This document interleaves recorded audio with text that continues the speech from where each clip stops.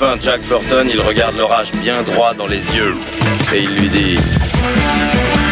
T'es si tocard que tu passerais pour un chef-d'œuvre de l'art moderne. Madame, je n'écrirai rien sur ce film, c'est une merde. Merde. Ce sont les gars qui se prétendent normaux qui vous déçoivent. Les dingues, ça ne fait jamais peur.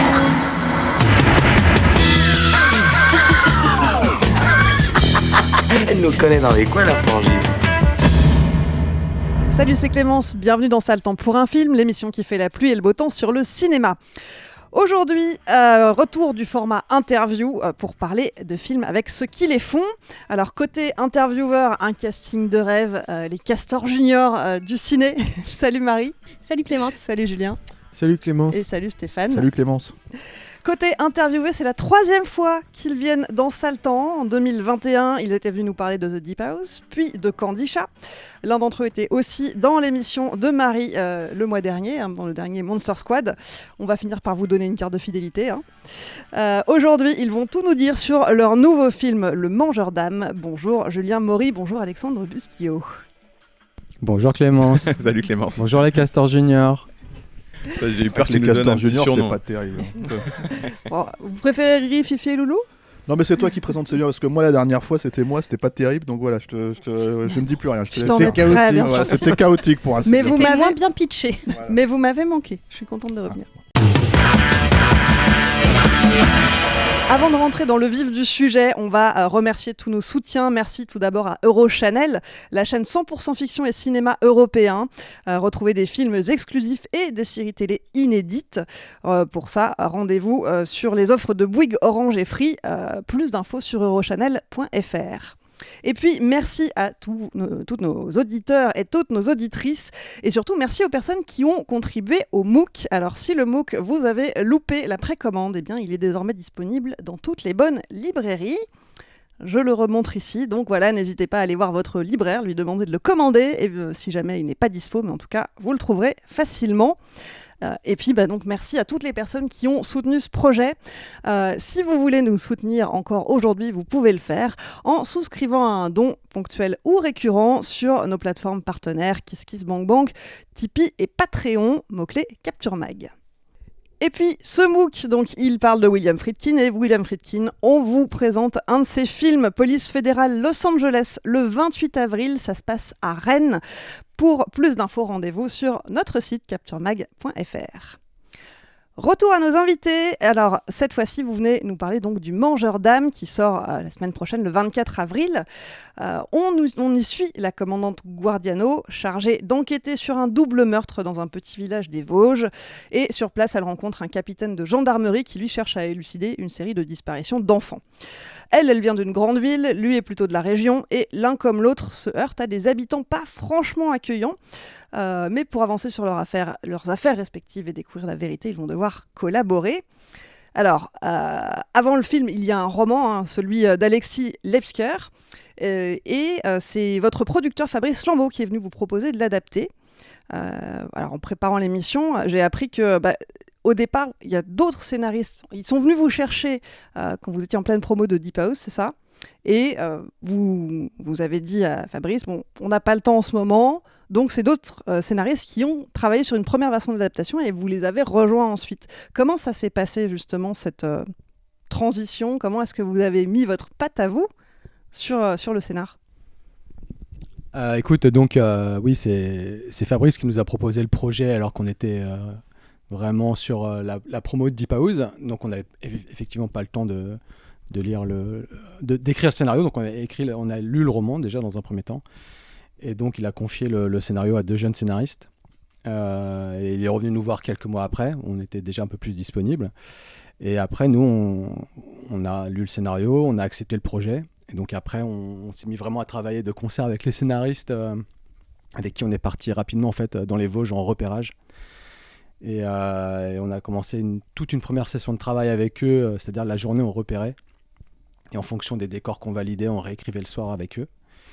Et donc ça a abouti à une deuxième version du scénario qui après avec Julien on a repris nous-mêmes pour faire le shooting script en fait, la version qui allait être tournée, qu'on a réécrit nous sans être crédité forcément, mais tu vois c'était vraiment pour apposer notre touche entre guillemets dessus quoi.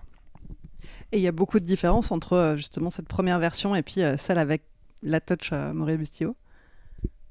Ouais, dans mon souvenir, ouais, quand même. Enfin, on a changé c'est un peu difficile d'en parler sans trop spoiler, mais c'est vrai qu'on peut spoiler chez vous. Si, on spoil ici. Alors, ouais, c'est du vrai, coup, j'ai oublié. petit warning. Parce qu'on n'arrête pas de se retenir dans les interviews parce qu'on ne veut pas trop spoiler. Mais effectivement, oui, alors si on spoil, on a ramené, ça date maintenant, mais en gros, dans les gros changements, c'était surtout en termes de décor et par rapport à... Parce que le film est un budget relativement restreint et on savait qu'on n'avait absolument aucun moyen de construire quoi que ce soit en studio et qu'il nous fallait absolument tout trouver en décor naturel.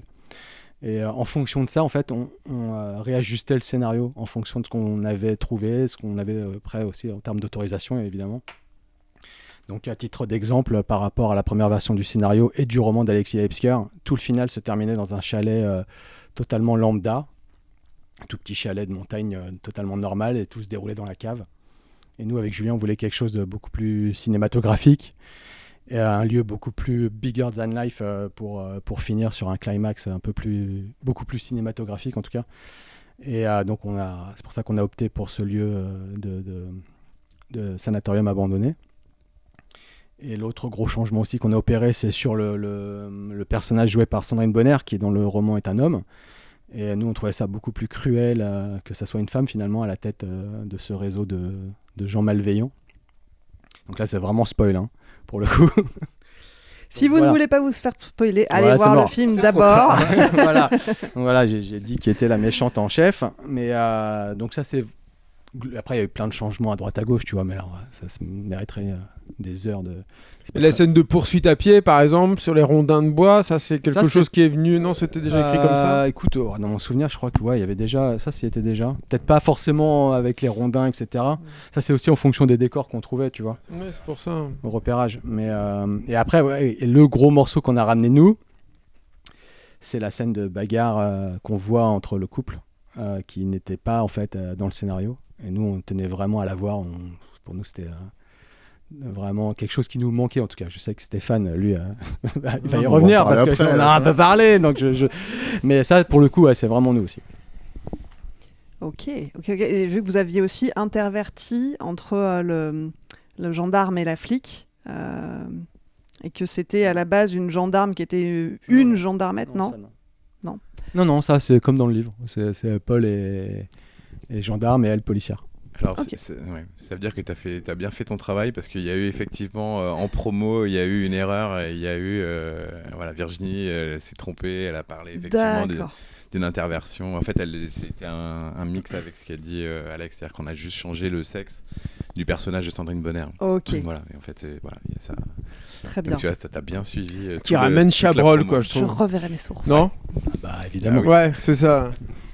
Non, mais l'amour qu'on a pour Chabrol. Ouais. Mais ça, c'est peut-être le film où c'est le plus prégnant, quoi, je trouve, sur plein d'aspects, parce que petite ville de province, puis elle ramène aussi quelque chose qui tout à coup, enfin, je sais pas, j'aimerais que vous en parliez peut-être de ça, c'est intéressant, et c'est pas forcément attendu chez des réalisateurs de films de genre français, ce type d'influence, quoi. Chabrol ? Oui. Tu rigoles. Chabrol, c'est un maître du suspense pour nous. Chabrol, oui, pour vous, mais pas pour tout le monde, Alex, c'est ce que je veux dire. Ouais, quand même. Tu vois, Chabrol, il est quand même respecté, pas très souvent cité dans le cinéma de genre. Voilà, c'est dommage parce que franchement, Chabrol, il a quand même fait de grands films de genre, tu vois, que ça soit des vrais films fantastiques totalement assumés comme Alice ou la dernière fugue, ou même des films, tu vois, des vrais purs thrillers comme Le Boucher, par exemple, tu vois, qui sont et sans parler de La Cérémonie, nous, qui est notre film préféré de Chabrol. Le Seven français, tu m'avais dit. Ouais, à l'époque, je me souviens à Movies 2000, moi, j'ai pété les plombs. C'était pas Seven que je t'avais dit. C'était pas vraiment le Seven français. Non, je t'avais pas dit Seven. Je t'avais dit je t'avais dit c'était plus ambiance La Dernière Maison, chose comme ça. C'était plus, tu vois, le truc un peu thriller cracra, vénère, qui se termine. J'avais dit ça, Seven, non ? Ouais, le Seven français. Bon, j'ai... Tu me l'as survendu. Oui. Mais non, en tout cas, Chabrol, nous, ça a toujours été une référence, mais depuis le début, en fait, depuis à l'intérieur, même dans sa façon de travailler, en fait, surtout. Mais comment ça se passe, en fait, quand tu proposes à Sandrine Bonner ce rôle-là, justement ? Parce que le truc, c'est que moi, ce que je trouve intéressant là-dedans, pour le coup, c'est vraiment l'emploi de cette actrice-là. se dire qu'il y a des gens qui connaissent cette actrice qui vont aller voir le film et qui vont faire mais qu'est-ce que vous avez fait à ma Sandrine? Qu'est-ce qui s'est passé? Ma pauvre Sandrine, tu vois, chez Agnès Varda et tout, et là qu'est-ce qui se passe? Non mais le truc c'est que tu vois évidemment elle amène son background et donc mais nous c'est exactement l'ambiance qu'on voulait pour ce film, c'est-à-dire que c'est un vrai film de province. Et donc assumé comme on n'en fait plus en fait, comme c'était le cas dans les années 70 et donc nous Sandrine on l'adore parce qu'on est des cinéphiles, on n'est pas que spécialisés dans le film d'horreur, donc on a adoré tu vois dans plein de films depuis qu'on est tout petit en fait, elle a bercé notre cinéphilie, Bonner.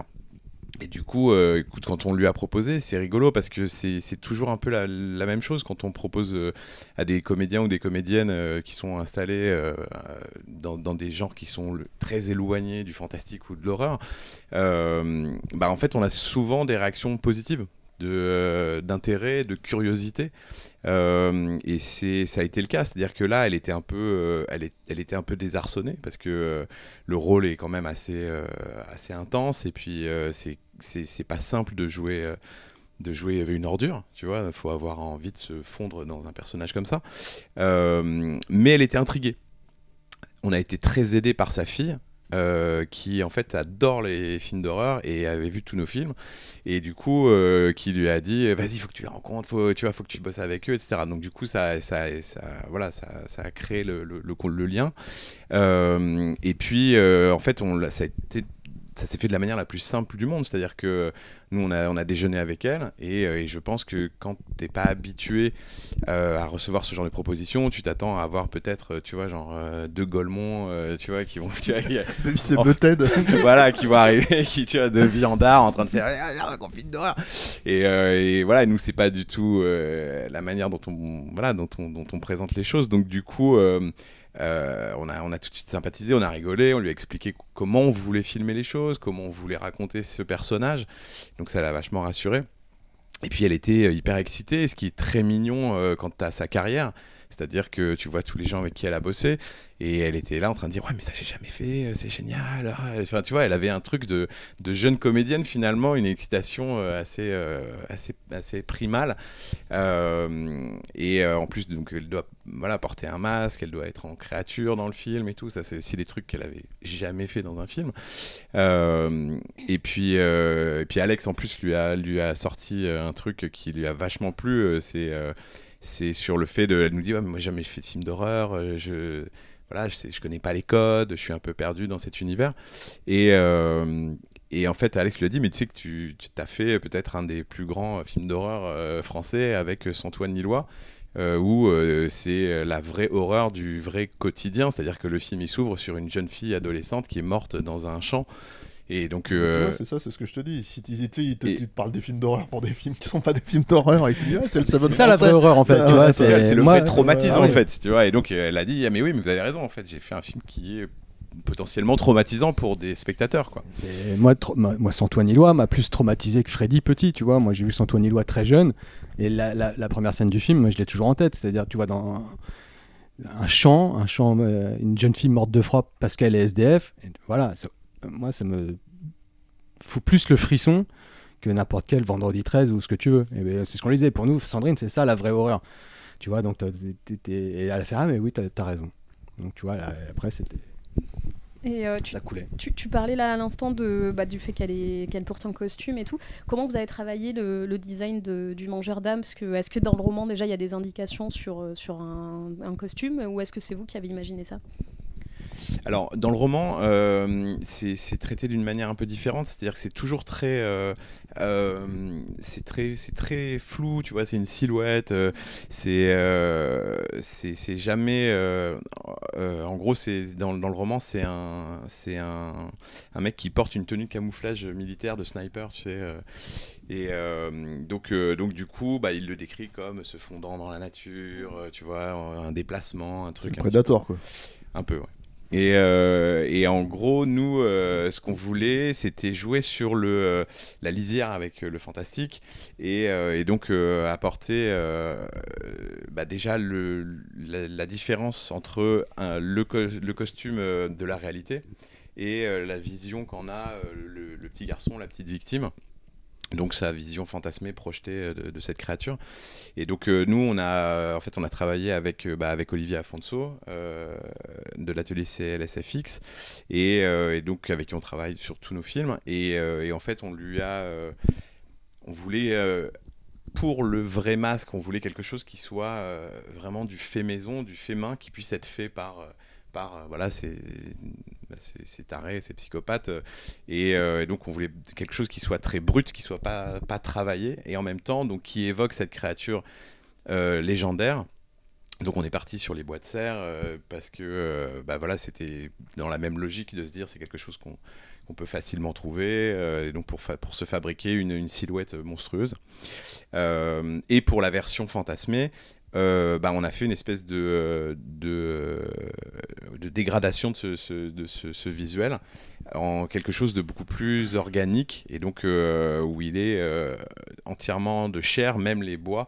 Tout est en chair, ouais. Et donc on trouvait ça, c'était une idée d'Olivier, et donc on a trouvé ça très très cool parce que assez inédit. En fait, on s'est dit putain, c'est vrai que une créature dont même les cornes sont faites de peau, il y a quelque chose d'assez dérangeant là-dedans. Donc voilà, c'était à peu près là. Est-ce que vous voulez enchaîner ou alors moi aussi j'ai des questions, hein. Mais alors plus pour revenir sur les décors, parce que donc vous êtes allé faire des repérages, etc. Et moi je voudrais qu'on parle un petit peu de ce sanatorium. J'ai beaucoup aimé l'esthétique générale et la vibe qui se dégageait du film. Voilà, enfin, l'urbex c'était déjà au cœur de The Deep House. Là on retombe dans un lieu qui est aussi un paradis d'urbex. Vous l'avez trouvé comment c'est quoi l'histoire dessus? C'est un spot d'urbex des plus connus de France en fait, okay. Qui est juste à côté de Gérardmer, qui est à 40 minutes de Gérardmer même. Et en fait, tout simplement, en fait, quand on était en repérage, tu demandes au repéreur ce que tu veux. Nous, on lui a demandé qu'est-ce que tu as comme lieu abandonné avec un peu de volume, avec un peu de la gueule, un peu cinématographique. Le mec direct, il dit c'est l'Altenberg, qui est très connu là-bas, donc son surnom c'est la clinique du diable. Tu vois, il y a plein de légendes, etc. Et c'est un haut lieu d'urbex ultra squatté, hein, tu vois, mais qu'on n'a pas du tout retouché évidemment, tu vois, qui est totalement dans son jus. Et mais le plus dur, tu vois, c'était pas de trouver le lieu en lui-même, parce qu'on l'a, en fait, dès qu'on l'a vu, on a fait oui, c'est là, c'est mortel, on veut tourner là. Mais le plus dur, c'était de retrouver en fait les propriétaires pour les autorisations. Donc tu vois, bon là c'est pas très passionnant ça, mais ça fait partie du jeu, hein, quand tu fais des repérages. Après, il faut les autorisations des gens. Parce que tu peux pas tourner à l'arrache d'une façon sauvage. Ouais. C'est impossible. Hein, tu vas pas nous ramener. On a tourné de nuit pendant une semaine dedans. Et tu vois, on est 60, 70, 80 avec des camions partout. Et il nous fallait les autorisations. Surtout que le propriétaire était russe. Donc en ce moment, avec le dialogue avec la Russie, c'est compliqué. Donc on a un peu galéré à trouver les autorisations, mais après ça s'est fait plutôt bien, et au point que le mec voulait nous le vendre, tu vois. Donc, à un prix de merde, hein, en plus, c'est 140 000 €, si tu veux. Wow. T'imagines, tu vois le truc. Ah ouais. Mais après un peu de réno. Petit chantier, petit. Le mec croyait que vous faisiez une série télé ou quoi, enfin... ouais, je te le vends bien. Il y a des gens qui s'intéressent. Ouais. Et les conditions de tournage dans un lieu comme ça, c'est quoi ? C'est compliqué, c'est plus compliqué que... Ouais, c'est assez dur parce que c'est un lieu très dangereux, en fait. Il y a des trous partout avec des chutes potentielles de 40 mètres. C'est un bâtiment dégradé à l'extrême. Et t'es obligé, en fait, nous, lors des repérages, on spottait les endroits où on voulait tourner, et après on les sécurisait et on interdisait à l'équipe d'aller ailleurs parce que le lieu était trop dangereux, tu vois. Donc on a tout sécurisé, ouais. C'était quoi comme lieu avant ? Un vrai sanatorium. Ok. Ouais. D'un point de vue général, il y a un truc aussi dans le film qui tranche, je trouve, avec ce que vous avez fait précédemment, c'est l'ampleur justement du décor. C'est-à-dire qu'il y a un truc où j'ai eu l'impression que vous aviez un plaisir en fait à filmer un truc avec un écran large, avec les personnages qui sont parfois tout petits en fait à l'intérieur du cadre, une ampleur en fait que je vous ai pas vraiment vu en fait dans vos films précédents, quoi. Ouais, en fait, c'était... là, ça faisait partie de l'histoire qu'on voulait raconter, c'est-à-dire que nous, on avait à cœur de montrer la nature, la végétation, l'environnement comme un personnage. Et déjà, dans un premier temps pour crédibiliser cette légende, c'est-à-dire de se dire on est dans des endroits très reculés, dans des vallées où la lumière du jour ne vient que la moitié de la journée, et donc avec cette prédominance d'une forêt qui est très escarpée, qui est très dense, qui est vraiment dure d'accès, et donc on s'est dit c'est ça qu'on veut montrer pour montrer que c'est possible d'imaginer tu vois, dans les temps anciens, une légende ancestrale, de se dire mais qu'est-ce qu'il y a derrière la vallée, qu'est-ce qu'il y a dans la forêt et tout, et donc ça c'était un truc qui était important pour nous, d'où les plans drones, le montrer que ça s'étend, et c'est la réalité de la région, et sur les bâtiments il y avait aussi un truc de comme la ville et tout, où effectivement on a beaucoup de plans larges qui nous permettaient aussi de montrer que la vie était passée en fait. C'est-à-dire qu'on est dans un territoire où finalement la vie a été abandonnée, c'est-à-dire que les maisons sont fermées, sont à l'abandon, tous les sont à vendre, et c'est aussi une réalité. Et donc et l'Altenberg le filmer aussi de cette manière, c'était aussi ça, c'était de montrer que le mal était en train de naître là où il n'y avait plus la vie en fait. Donc c'était c'était cette idée là. Mais c'est pour juste rebondir sur ce que tu dis, Julien, mais en fait c'est aussi dû au sujet, parce qu'en fait tous nos films précédents je dis pas le contraire, mais il y a un plaisir de cinéma là-dedans, étaient des huis clos aussi. On a fait un film sur pas Leatherface. Pas Leatherface, effectivement, mais pas trop non plus Candy Shah, qui était assez à ciel ouvert. Mais généralement, tu vois, on est quand même sur le modus operandi du huis clos. Donc, tu vois, donc là, c'est vrai c'est peut-être la première fois où on a autant de décors, en fait. Tu vois, et tous des vrais décors. On n'a rien reconstruit, donc les intérieurs extérieurs sont vraiment les intérieurs extérieurs des maisons. C'est galère, ça. Ah, mais c'est ultra galère. Ouais, faut savoir qu'un tournage en studio, c'est très confort pour l'équipe, parce que déjà parce que tu peux mettre les gens, tu peux bouger les feuilles, les murs, parce que tout est faux, et tu peux faire ce que tu veux avec ta caméra. Et nous, on était tout le temps tankés dans des baraques à 40, 50. Même les chalets et tout, dans lesquels vous tournez, tout est... Ah, tout est en vrai. Ouais, on a tout loué. Et en plus, du coup, il faut le rendre en bon état. Et surtout c'est mieux pour les... C'est une vraie question. On a loué des maisons à l'abandon, tu vois. Mais c'est vrai. Non, mais oui, il faut tout rendre nickel. Qu'on voit qui est très beau, j'imagine que ah bah lui, je peux te dire, ils nous ont été au cordeau pour nettoyer la moindre goutte de sang, parce que... Mais là, on a... Non, je t'en prie, mais arrête-toi. Non, toi, vas-y. Mais vraiment, mais t'as raison. Mais tu vois, pour ce chalet-là, qui est un chalet ultra de luxe où chaque bois vient de Suède et tout, mais c'est un truc de ouf, qui est en fait un truc sur Airbnb. Hein. Et on a dû revoir en fait notre mise en scène pour pas déglinguer le lieu en fait, parce que nous on avait une baston vénère dedans, une meuf qui pisse le sang à un moment, et c'était une vraie logistique, tu vois, pour pas salir le truc. Parce que mine de rien, non mais tu vois, le faux sang ça colle, ça s'amuse partout, dans les pleins, le bois laisse tomber, ça boit tout. Et tout était en bois, donc on avait tout plastifié, tu vois, mais c'était un enfer en fait logistique. Pour, tu vois, finalement une petite bagarre et une meuf qui pisse le sang, mais c'est les désagréments de tourner dans des décors naturels. Mais ça ramène aussi, pour moi je pense que ça ramène une vraie authenticité au truc. Toi au moins tu crois aux endroits où t'es, et tu sens pas les feuilles de décor, ou tu sens pas le côté un peu studio qui peut arriver des fois sur certains films où tu rentres en intérieur et tu peux sentir si t'as l'œil qu'on est en studio quoi. D'autant plus que là où on a tourné, dans le hameau qui est juste au-dessus de Gérardmer, en fait juste avant il y a eu une série qui a été tournée, et il y avait dans un des plus beaux chalets en fait qui datait je crois du 18e, et donc genre un soir il y a eu un problème électrique et ils ont foutu le feu au chalet quoi. Et le chalet est parti en torche et il n'y avait plus rien quoi. Donc du coup ça s'est évidemment su dans toute la région. Donc là on est arrivé avec les repéreurs, et c'était, tu vois, genre tout le monde était en train de faire ouais mais non, pas de tournage, plus rien et tout. Donc là on a dû batailler pas mal, et effectivement, et surprotéger et donner des garanties, être très très évidemment tu peux pas te permettre de... Et la Syrie, elle est dans le roman aussi, la partie qui se passe dans une Scierie, et après justement la course-poursuite sur les grumes, sur les troncs. Ouais, t'as retenu le terme. Ouais. Elle l'a vu hier. Ouais, mais bon, c'est pas un terme évident quand t'es pas... Écoute,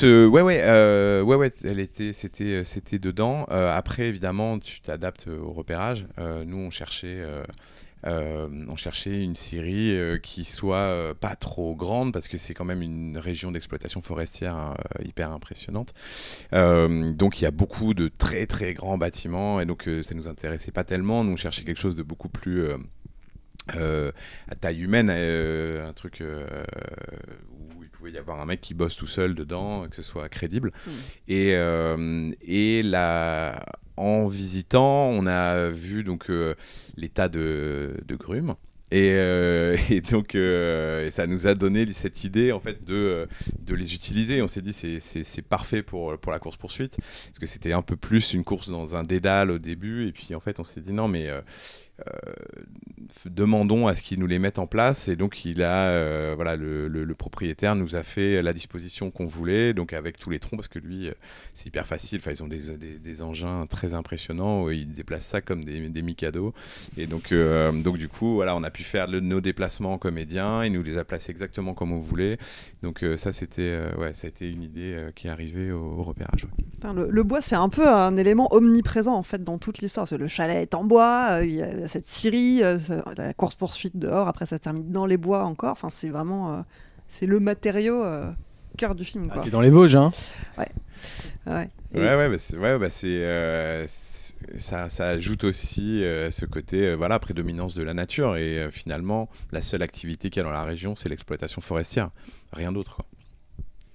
Et d'ailleurs cette course-poursuite ça a été vous avez shooté plusieurs fois parce qu'elle est quand même technique de sauter d'un tronc d'arbre à l'autre.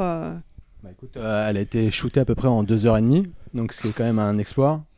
Mais vraiment, parce qu'en fait, on avait un plan de travail très ramassé sur ce film, vraiment. On l'a tourné en 33 jours, ce qui est peu en fait pour ce genre de film. On aurait eu besoin vraiment de 40 jours en fait, de tournage.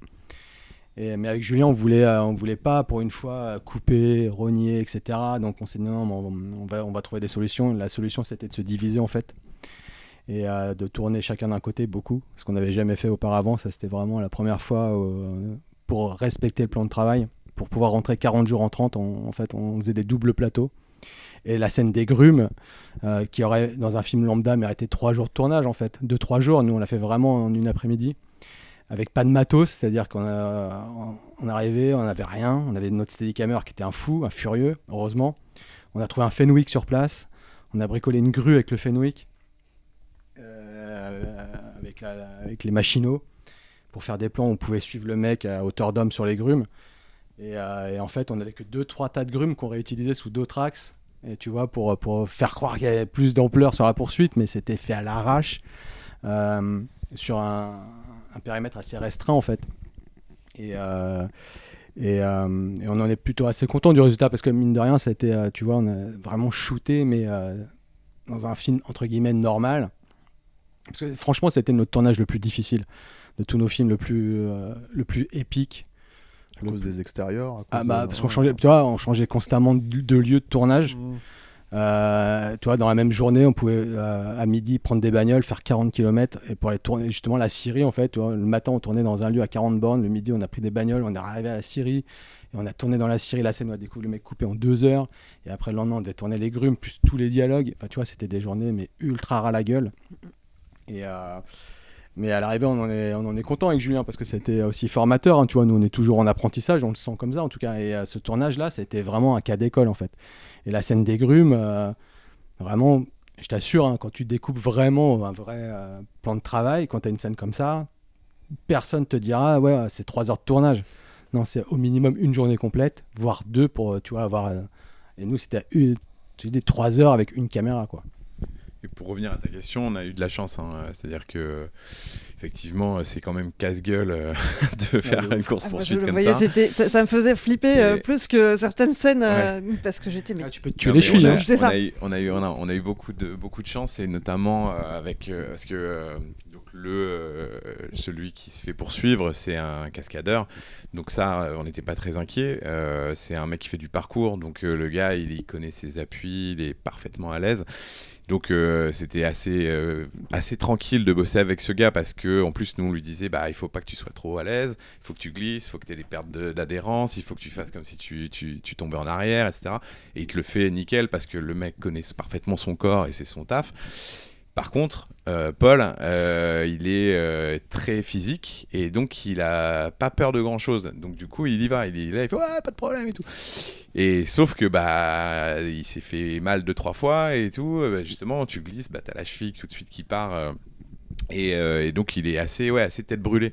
Donc il fallait plutôt le freiner et plutôt lui dire non, tu sautes pas comme lui, tu fais tu as un saut justement plus gauche, un peu plus maladroit parce que c'est pas ton environnement et tout. Donc il fallait un peu le freiner et heureusement parce que la fin de la séquence où il dévale un flanc de colline, donc elle est faite avec des cascadeurs et il y a un cascadeur qui s'est totalement explosé contre un rocher et qui a failli arrêter le tournage. Il s'est vraiment fait très très mal alors que Paul poussait pour le faire lui, tu vois, et Paul était là, mais c'est bon, c'est facile, ça je peux le faire et tout.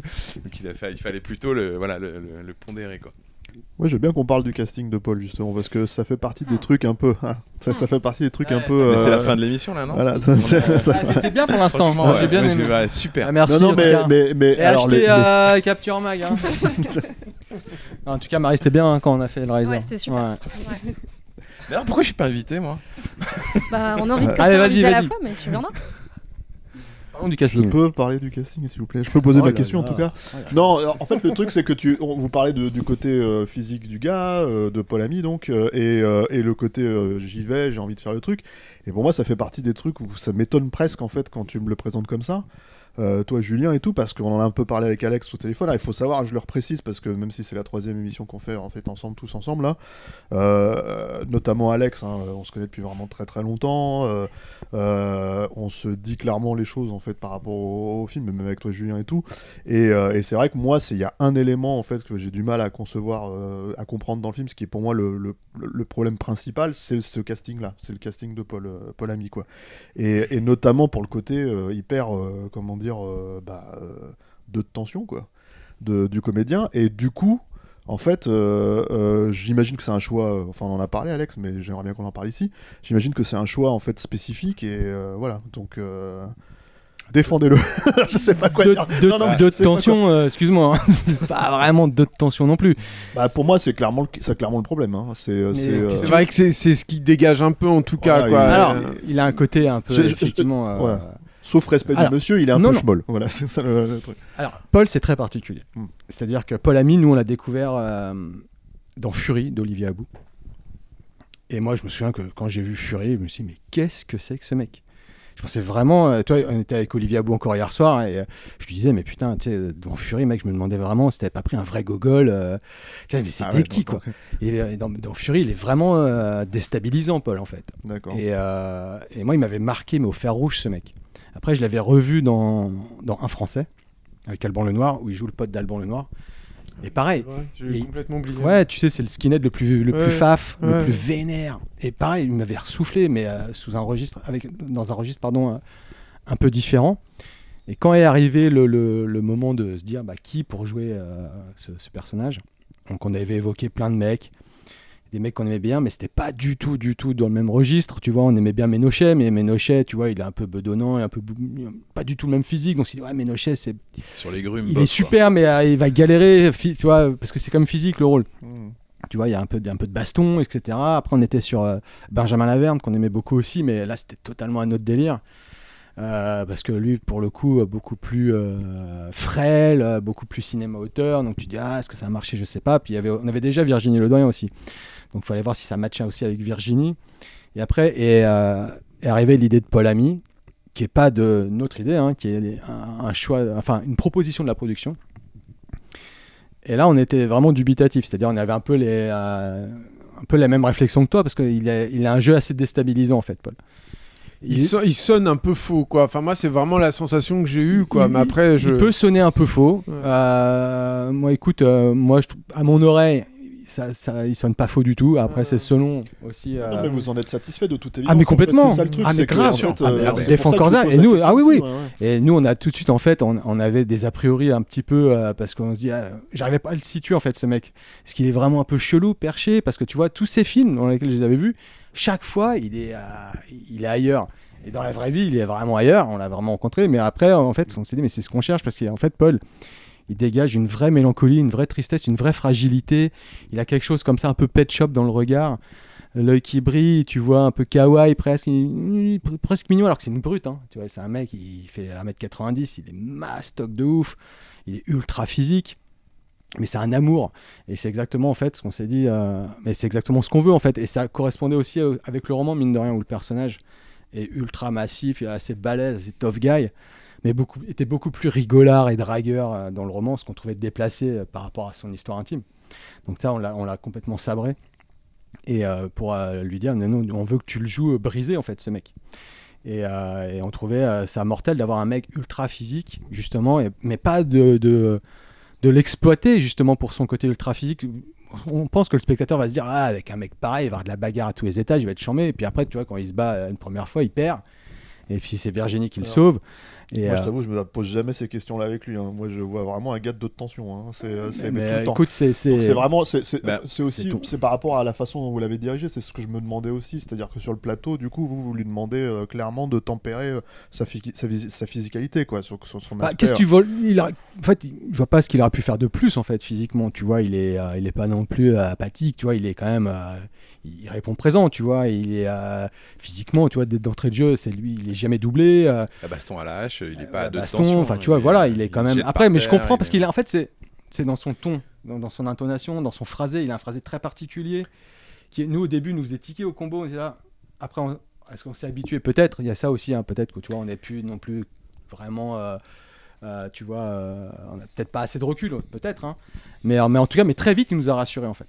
Tu vois, quand on l'a vu, même si c'est vrai qu'il y en a beaucoup qui accrochent aussi en disant il est Moi, bizarre. très honnêtement, en fait, quand je parlais de côté faux, c'est qu'il y a un moment, sa musique, j'ai commencé à m'y faire et après, il m'a ressorti très souvent du film, quoi. Ouais. Mais ça, c'est vrai que c'est peut-être très subjectif, j'en sais rien, hein, Alex. Mais... Ouais, parce que nous, il y a des... Alors, tout à l'heure, Marie, en préambule, tu nous disais que tu trouvais que certains... Clémence, putain, pardon. Je suis plus dans Monster Squad.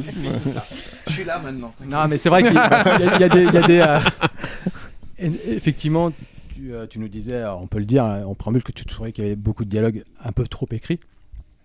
Et c'est vrai que... alors, c'est un autre débat, les dialogues trop écrits ou pas, la façon dont ils sont écrits, etc. Mais c'est vrai qu'après, pour les sortir, pour un comédien, c'est pas évident. Tu vois, et là, faut vraiment, tu vois, c'est vrai qu'on lui faisait, c'était pas, des fois, il y avait certaines scènes, c'était pas un cadeau pour lui, et même pour Virginie, parce qu'ils avaient tellement de trucs à échanger, à distribuer, enfin, tu vois, d'infos à faire passer, qui fait que, c'est vrai que Paul, il est effectivement beaucoup plus physique, et quand il est taiseux, il est mortel, tu vois, mais après, bon, on est dans un polar où il y a énormément quand même de dialogue. C'est la première fois qu'on fait un film aussi dialogué, et aussi long aussi, mine de rien, parce qu'on a toujours nous plafonné à 1h25 maximum sur nos films. Et là, on a fait un film de 1h50, donc tu vois, mine de rien, il y a quand même beaucoup, bah, c'est une enquête, hein, donc ouais, ça parle beaucoup, il y a quand même pas mal de... Et c'est vrai que pour un mec aussi physique que lui, se retrouver des fois, tu sens qu'il tâtonnait, etc., qu'il cherchait aussi le bon ton. Mais après, pour nous, il l'a trouvé rapidement. Et après, voilà, c'est notre opinion. Non, mais c'est vrai, il y a des gens qui adorent, hein. Ils nous disent pas, il est génial. Ouais, hein. moi, mais on peut comprendre, juste pour finir là-dessus, qu'on peut comprendre en tout cas la petite défiance qu'on peut avoir en écoutant la petite musique interne de Paul Ami, qui est quand même une musique en termes de, tu vois, vraiment... C'est atypique, ça c'est sûr et certain. Exactement. C'est le débat qu'on a parfois sur, je sais pas, Raphaël Quenard ou Paul... je crois que c'est Paul Kircher dans le règne animal. C'est des acteurs qui ont une certaine façon de s'exprimer et des gens vont les aimer pour ça, comme on va exactement. pas les aimer mais là en l'occurrence, mon problème, c'est que c'est le point d'ancrage du spectateur. C'est-à-dire qu'en fait, en gros, on s'accroche pas forcément à Virginie Audrien parce qu'elle est plus mystérieuse dans l'absolu. Puis elle est très froide. Voilà, et c'est volontaire. Bon, évidemment, moi par exemple, j'aime bien le détournement de Sandrine Bonnaire. J'aime bien l'idée en fait de prendre une actrice française. J'en plaisantais tout à l'heure, mais c'est vrai, j'aime bien l'idée de prendre une actrice française qui représente quelque chose et de lui faire jouer une merde humaine, quoi. Et donc le truc, c'est que c'est plutôt, moi je trouve ça plutôt, ça fait partie partie des éléments où je pense que vous jouez avec le casting là, et vous vous amusez vraiment avec l'idée de voilà, même si comment dire. Je pense que c'est inattendu en fait dans ces moments-là. Et là, le problème de ce personnage-là, en fait, c'est que en gros, on est censé le suivre. C'est censé être le gars qui va nous driver dans l'enquête justement, quoi. Et là, à un moment donné, t'as envie de lui mettre. Réveille-toi, mec. On y va. C'est ça qui est bizarre, quoi. Ouais, mais je trouve que la remarque de Marie est hyper pertinente, parce qu'il y a des gens qui adorent Quenard et qui adorent Kirchner. Tu vois, dans Le règne animal ou dans moi j'adore ou n'importe. Voilà, et moi je supporte pas, par exemple. Tu vois. Dans Le règne c'est animal, moi cohérent avec le fait d'avoir choisi Paul Ami, totalement bloqué. J'arrive, tu vois.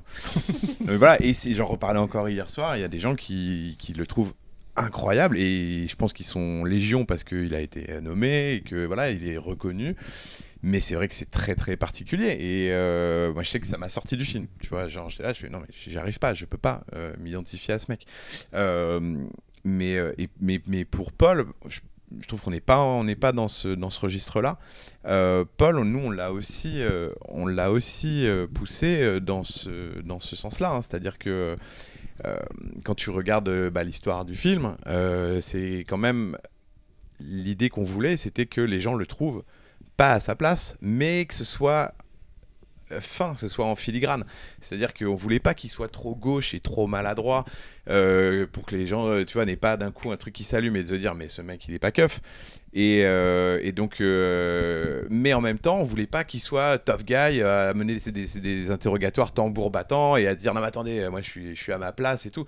C'est quand même un mec qui usurpe une identité, qui est pas à sa place, et donc qui est pas à l'aise de faire qui est brisé surtout, qui est brisé, et qui du coup quand il s'agit de menacer les gens, de dire bon je vais vous convoquer à la gendarmerie, il fait je vais vous convoquer, tu vois, et donc voilà, nous on a misé sur le fait que tout fasse sens à la fin, et que à la fin que tu fasses putain mais c'est pour ça qu'il est comme ça depuis le début en fait.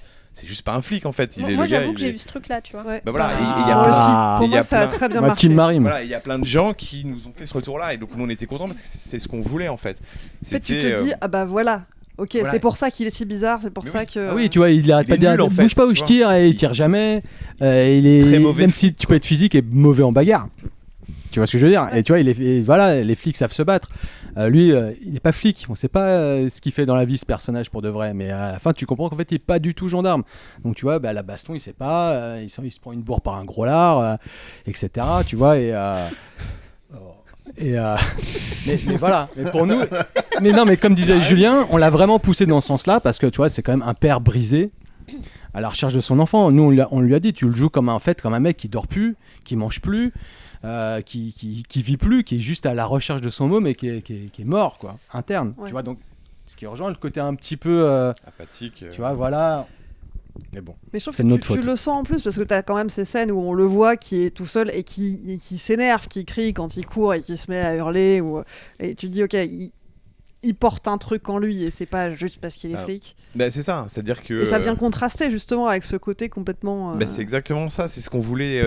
en fait, on voulait perdre un peu le spectateur, se dire mais il a une violence interne, mais il l'exprime pas, il l'exprime de manière maladroite, c'est-à-dire que en tout cas c'est soit dans son truc à lui, soit ça sort, notamment quand il mène l'interrogatoire des voisins, où il attrape le mec par le col et d'un coup, alors que juste avant c'était Droupi et qu'il était un peu genre tu vois vous avez vu ces enfants, et que le mec touche à une corde sensible et que d'un coup il explose et que tu dis ah mais en fait ce mec il peut péter un câble en fait, il est dangereux en fait. Donc c'était aussi des petites touches où on voulait mettre le spectateur sur une fausse piste quoi. Moi, je voudrais vous avoir votre avis, votre cheminement de réflexion sur le ton du film.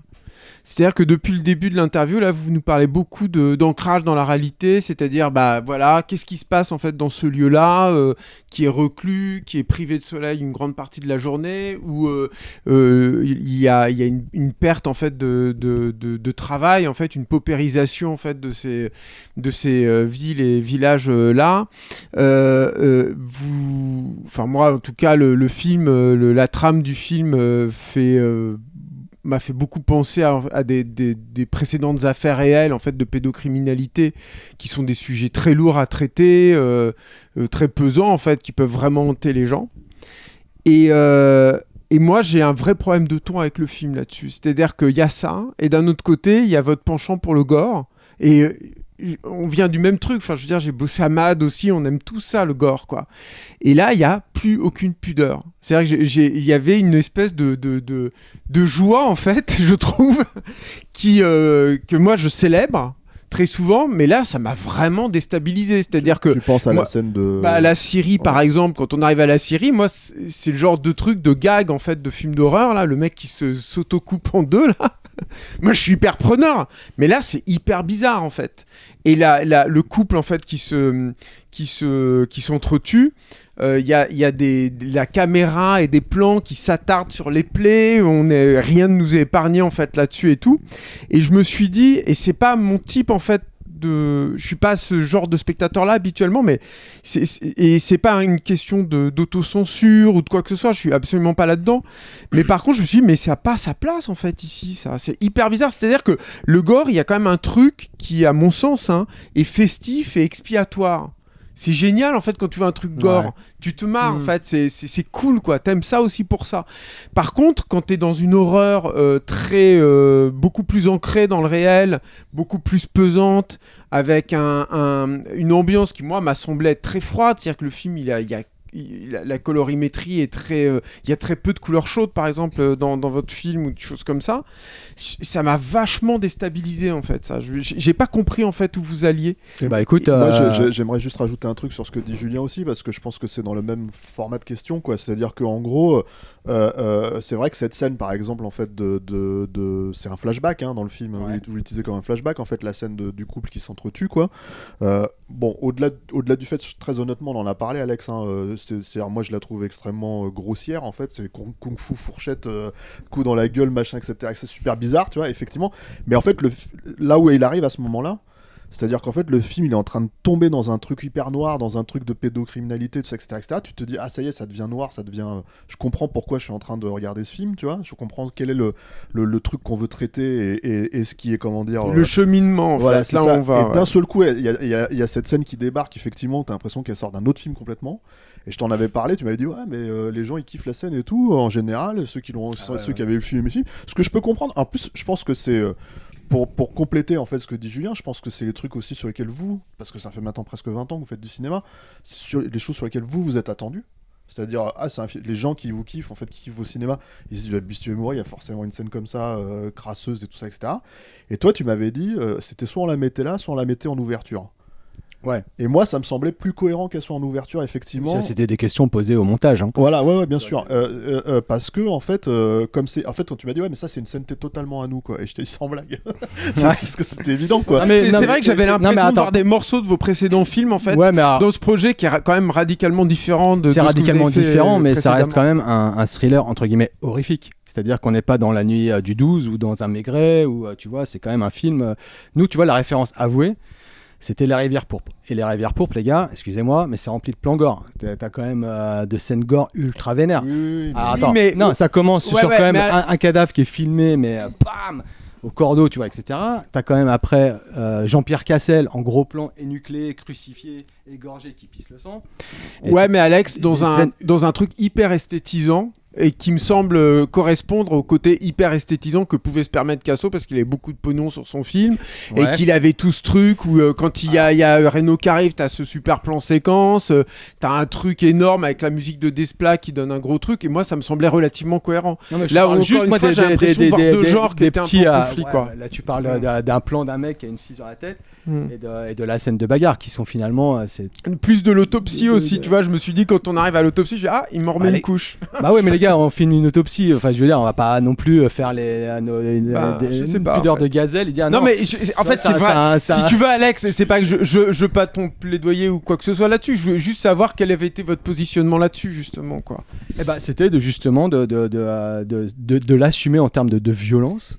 Et peut-être que tu as raison, il y a aussi, nous on vient du film d'horreur, et toi si on a accepté ce film-là aussi, c'était parce qu'on s'y retrouvait, tu vois, et dans la violence déjà du propos, et c'est un peu, pour nous vraiment, c'était, alors, vraiment dans la lignée pour nous du Kassovitz, car tu vois, le Kassovitz, c'est quand même un film qui était un thriller entertainment sur un sujet ultra dur, ultra noir, qui était l'eugénisme, tu vois, et nous, en gros, c'était pareil, on a un thriller, entre guillemets, noir, sur un sujet ultra dur qui était la pédophilie, mais ce qui n'empêchait pas Kassovitz, tu vois, de pas renier son côté entertainment et d'en faire un film, tu vois, où il y a des plans gore, il y a de l'action, etc.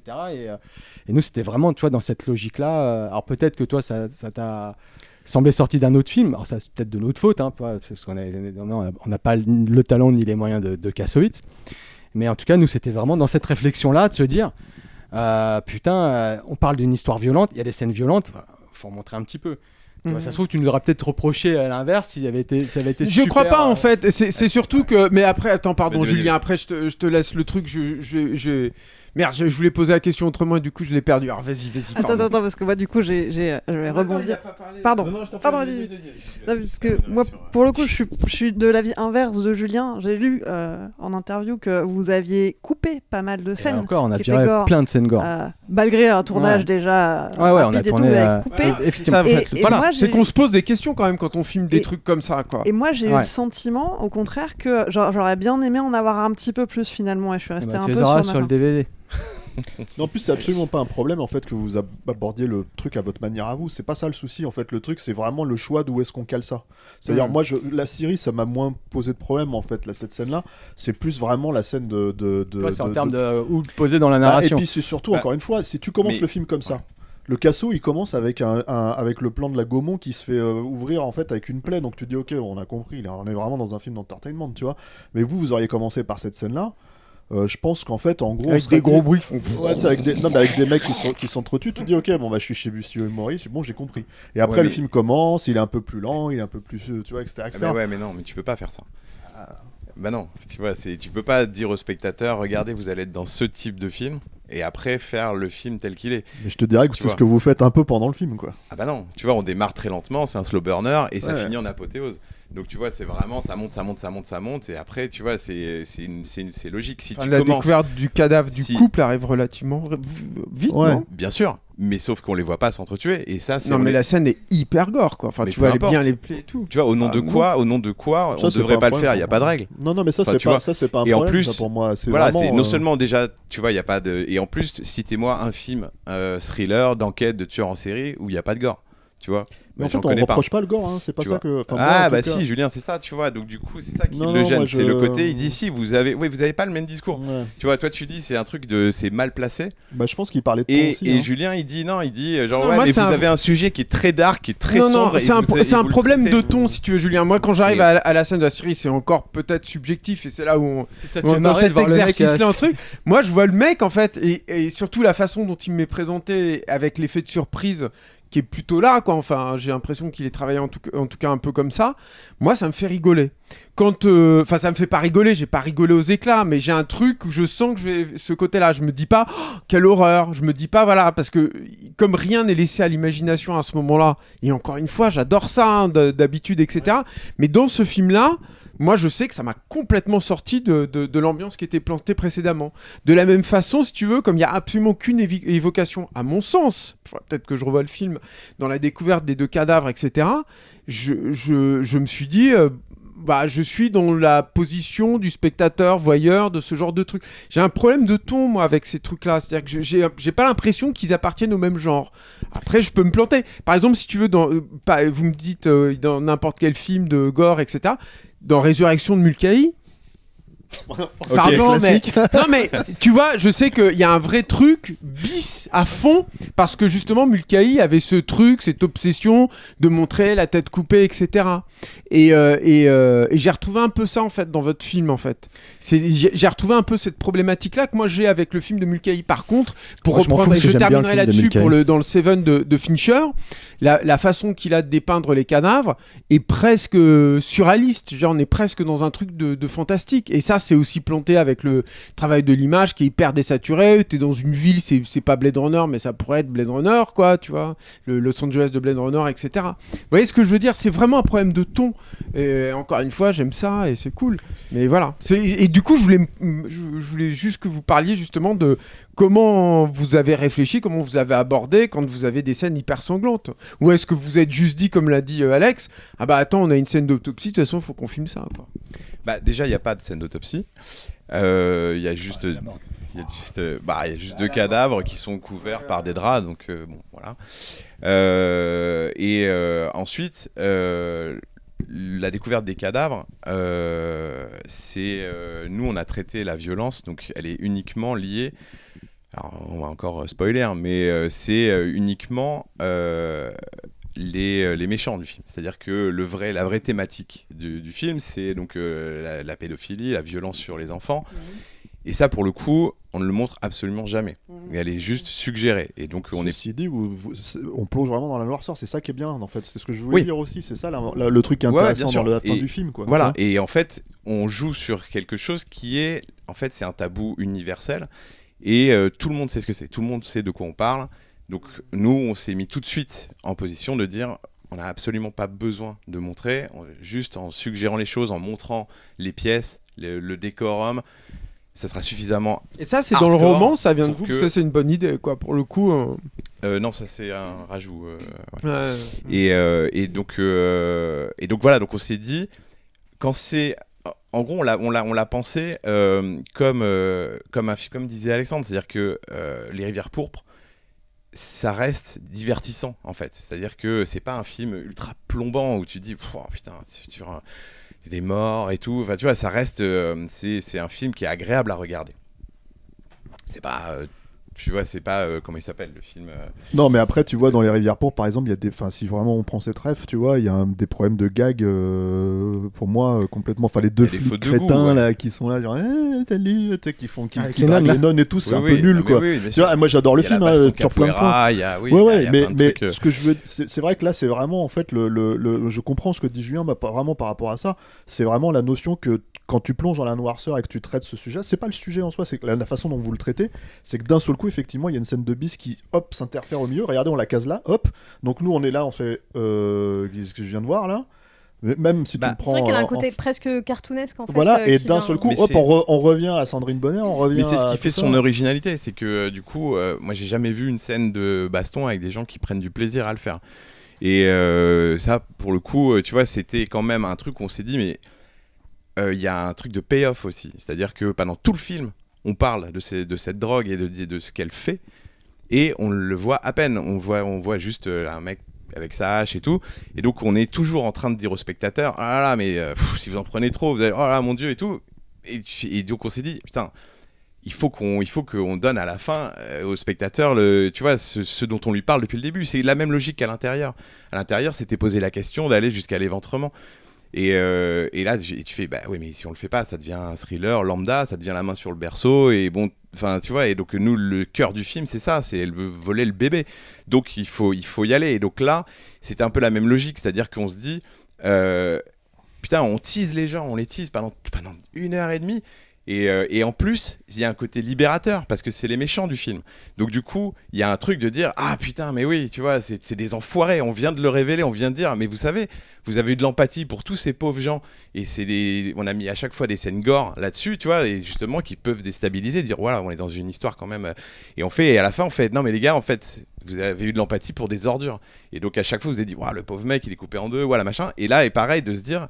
Et ben regardez, en fait, tu le regardes avec un regard totalement différent. Moi personnellement, j'ai jamais eu ça dans un film, de regarder le truc et de me dire putain, en fait, c'est 2 enfoirés, donc ils sont mortels, qui s'entretuent quoi, qui s'entretuent vraiment, et en plus ils le font en se marrant. Donc il y a un truc très déstabilisant à regarder cette scène, dire waouh, mais c'est ultra vénère, mais ils sont morts de rire. Donc c'est un peu la fin, tu vois, c'est le payoff quoi. Tu te dis un truc assez intéressant là-dessus aussi, c'est que en fait tu compares ça à la notion de à l'intérieur. Il est vrai que en fait il faut quand même un peu revenir en arrière, c'est-à-dire dans votre carrière vous avez frappé très fort. Moi, on en a déjà parlé, moi j'aime pas du tout le film, mais en fait je vois avec le recul que en fait vous avez frappé hyper fort à ce moment-là parce que d'un seul coup vous avez fait un film extrêmement transgressif. Est-ce que vous pensez pas, au-delà même en fait de ce que vous aimez faire dans votre propre cinéma et ce que vous aimez comme cinéma et en fait le fait que vous alliez dans ce genre de direction-là, quand vous faites un film comme celui-là, mais même Deep House par exemple, qui est beaucoup plus entre guillemets grand public, je mets les guillemets en fait sur voilà, est-ce que justement en fait vous vous dites pas ouais mais on est attendu sur ce terrain-là quoi? Il faut qu'on le fasse. Non, franchement, nous on se pose pas cette question-là. Non, pas par rapport aux gens qui aiment bien ce qu'on fait, pardon. Mais par contre, c'est vrai que c'est dans notre ADN aussi. C'est-à-dire que on peut pas le renier. Nous, on est des fous de gore, on est des fous de films d'horreur. Et c'est vrai que, comme disait Clémence, on a coupé aussi énormément de scènes. En fait, on avait tourné beaucoup plus de scènes gore. Et au montage avec Baxter, en fait, on s'était dit là, il y a un problème de ton. C'est-à-dire que, pour vous la faire courte, on a coupé 2 scènes majeures gore, qui étaient... une première, c'était des apparitions fantomatiques d'enfants brûlés qui persécutaient Paul, qui lui avait lui-même des visions d'enfants, tu vois, dans sa chambre d'hôtel, tout cramé, dégueulasse, des maquillages assez impressionnants et tout. Mais c'était insidious d'un coup, c'est-à-dire que d'un coup, il était là en train de taper sur son ordinateur, il relevait la tête et on faisait des jumpscares. On avait ça et on avait aussi beaucoup filmé le suicide de la fille de Virginie Ledoyen, qui la voyait dans ses rêves, dans des visions oniriques, avec une sorte de double cauchemar où elle se suicidait alors que Virginie était intubée, sa fille était sur elle, se suicidait, elle se tranchait les veines, le sang montait dans les tuyaux d'intubation et Virginie mourait étouffée, alors c'est un cauchemar, mais mourait étouffée dans son sang, recraché, ultra gore. Et en les voyant, même si esthétiquement nous on les adorait ces scènes-là, on s'est dit bah ouais mais là c'est plus du tout le même film. Là d'un coup c'est Conjuring, c'est Insidious, c'est du jumpscare pur et dur quoi, avec des scènes vraiment choc. Et donc on s'est dit bah celles-là pour le coup elles sont vraiment inutiles. Et on les a virées en se disant gardons justement cette cartouche gore. Moi je considère pas, tu vois, la découverte des cadavres et la découverte du mec. Alors, après peut-être que c'est vrai que c'est un peu gaguesque, c'est toujours rigolo. Même nous, tu vois, dans l'absolu, on trouvait ça marrant que le mec volontairement elle se soit mis la gueule dans sa scie puis il est comme ça comme un con. Moi ça me choque pas que tu dises ça m'a fait sourire. Moi aussi tu vois je trouve l'image elle est assez entre guillemets marrante, tu vois ce plan là du mec s'il a fait ce mongol. C'est plus visuel que douloureux si tu veux. Ouais, il y a un truc comme exactement, ça quoi, ouais. Mais tu vois donc et on s'est dit mais par contre la scène de la bagarre du couple comme l'a expliqué Julien avant, pour nous c'était légitime parce que finalement ça raconte quelque chose. Alors que les autres plan gore et c'était du surplus. Donc tu vois déjà on a fait cet effort aussi, vous auriez pu voir. Non mais c'est vrai. Je vous reproche rien. Mais mine de rien, tu sais qu'on les a coupés, on était amoureux de ces scènes parce que franchement elles étaient la scène du suicide de la fille de Ledoyen, c'est peut-être une des plus belles scènes qu'on ait tournées en fait. Et elle a fini dans le chutier. Parce que justement on mûrit un peu aussi et puis alors tu vois on progresse mine de rien. Non mais c'est vrai parce que t'aurais pu voir la version ultra gore et là tu dis oh, putain les gars il y a 3 films en un et déjà on a eu conscience qu'il y en avait trop et qu'on s'est dit si on ne garde qu'une scène gore, une scène vénère, c'est cette baston là qui pour nous en tout cas nous semblait légitime dans ce qu'elle raconte ouais, mais ça, dans ce qu'elle rapportait à la narration. C'est pas tant ce qu'elle raconte le souci. Puis même encore une fois, ce que vous racontez, ce que Julien disait sur l'idée de jouer sur la notion de en fait on avait de l'empathie pour ces persos, puis d'un seul coup on se rend compte que tout ça, pourquoi pas. Moi c'est pas du tout. Et puis effectivement, comme le dit Julien, c'est pas forcément des reproches. En fait, on cherche à comprendre aussi parce que moi je sais que en tant que spectateur. D'un seul coup ça me sort dans le mood en fait dans lequel on est. Alors c'est marrant parce que les gars franchement ça fait un moment qu'on le monte le film et c'est la première fois. Alors ça c'est l'esprit capture un petit peu différent des autres. Petit bâtard là. Non mais c'est vrai, c'est pour ça. Non mais c'est pour ça qu'on vous aime aussi. Mais pour le coup, tu vois, cette scène là, c'est la scène préférée des gens. Oui, mais encore une fois, ça je peux le comprendre. Je pense que tu montrerais. C'est pour ça même que je me disais, tu vois, encore quand tu m'as dit ça pourrait être la scène d'ouverture, je me suis dit ouais, bah pourquoi pas, parce que à la limite à ce moment-là, conçu comme ça, le spectateur en fait, il peut accepter tout. Tu vois, il rentre dans un film et puis après, même si tu fais plus ce qu'on appelle du slow burn derrière, tu vois, c'est-à-dire vraiment être plus lent et tout, tu te dis bon, on m'a montré cette scène au début, donc Les autres scènes de gore, je peux peut-être les suivre ces excès parce que de toute façon, on m'en a montré une qui est bien vénère au début, quoi. Ouais, mais elles sont moins fortes. Elles sont toutes beaucoup moins puissantes. Ça, voilà. Mais après, donc, si t'attaques par le plus fort de ton, tu vois. Vous auriez été obligé de garder les autres. Oui, mais tu donnes les clés, en fait. Tu donnes les clés, tu donnes les codes. Et moi, ça m'a. On va retourner au montage, les gars. Non, mais je vous le dis, moi, c'est comme ça que je le perçois. Et l'autre truc, c'est qu'à la limite, j'ai envie de te dire, moi, je vous aurais dit, à la limite, moi, je troque en fait, si tu veux, la scène d'ouverture, même si elle était dans le film, hein, tu vois, qui aurait été cette scène-là, en disant, pour la noirceur de la fin. Parce que la noirceur de la fin, en fait, pour moi, c'est quasiment ce que vous avez réussi de mieux. Tu vois, c'est-à-dire dans le film, quoi. C'est-à-dire vraiment tout le côté, effectivement, on montre rien. Mais en fait, on sent que vous êtes habité par ça.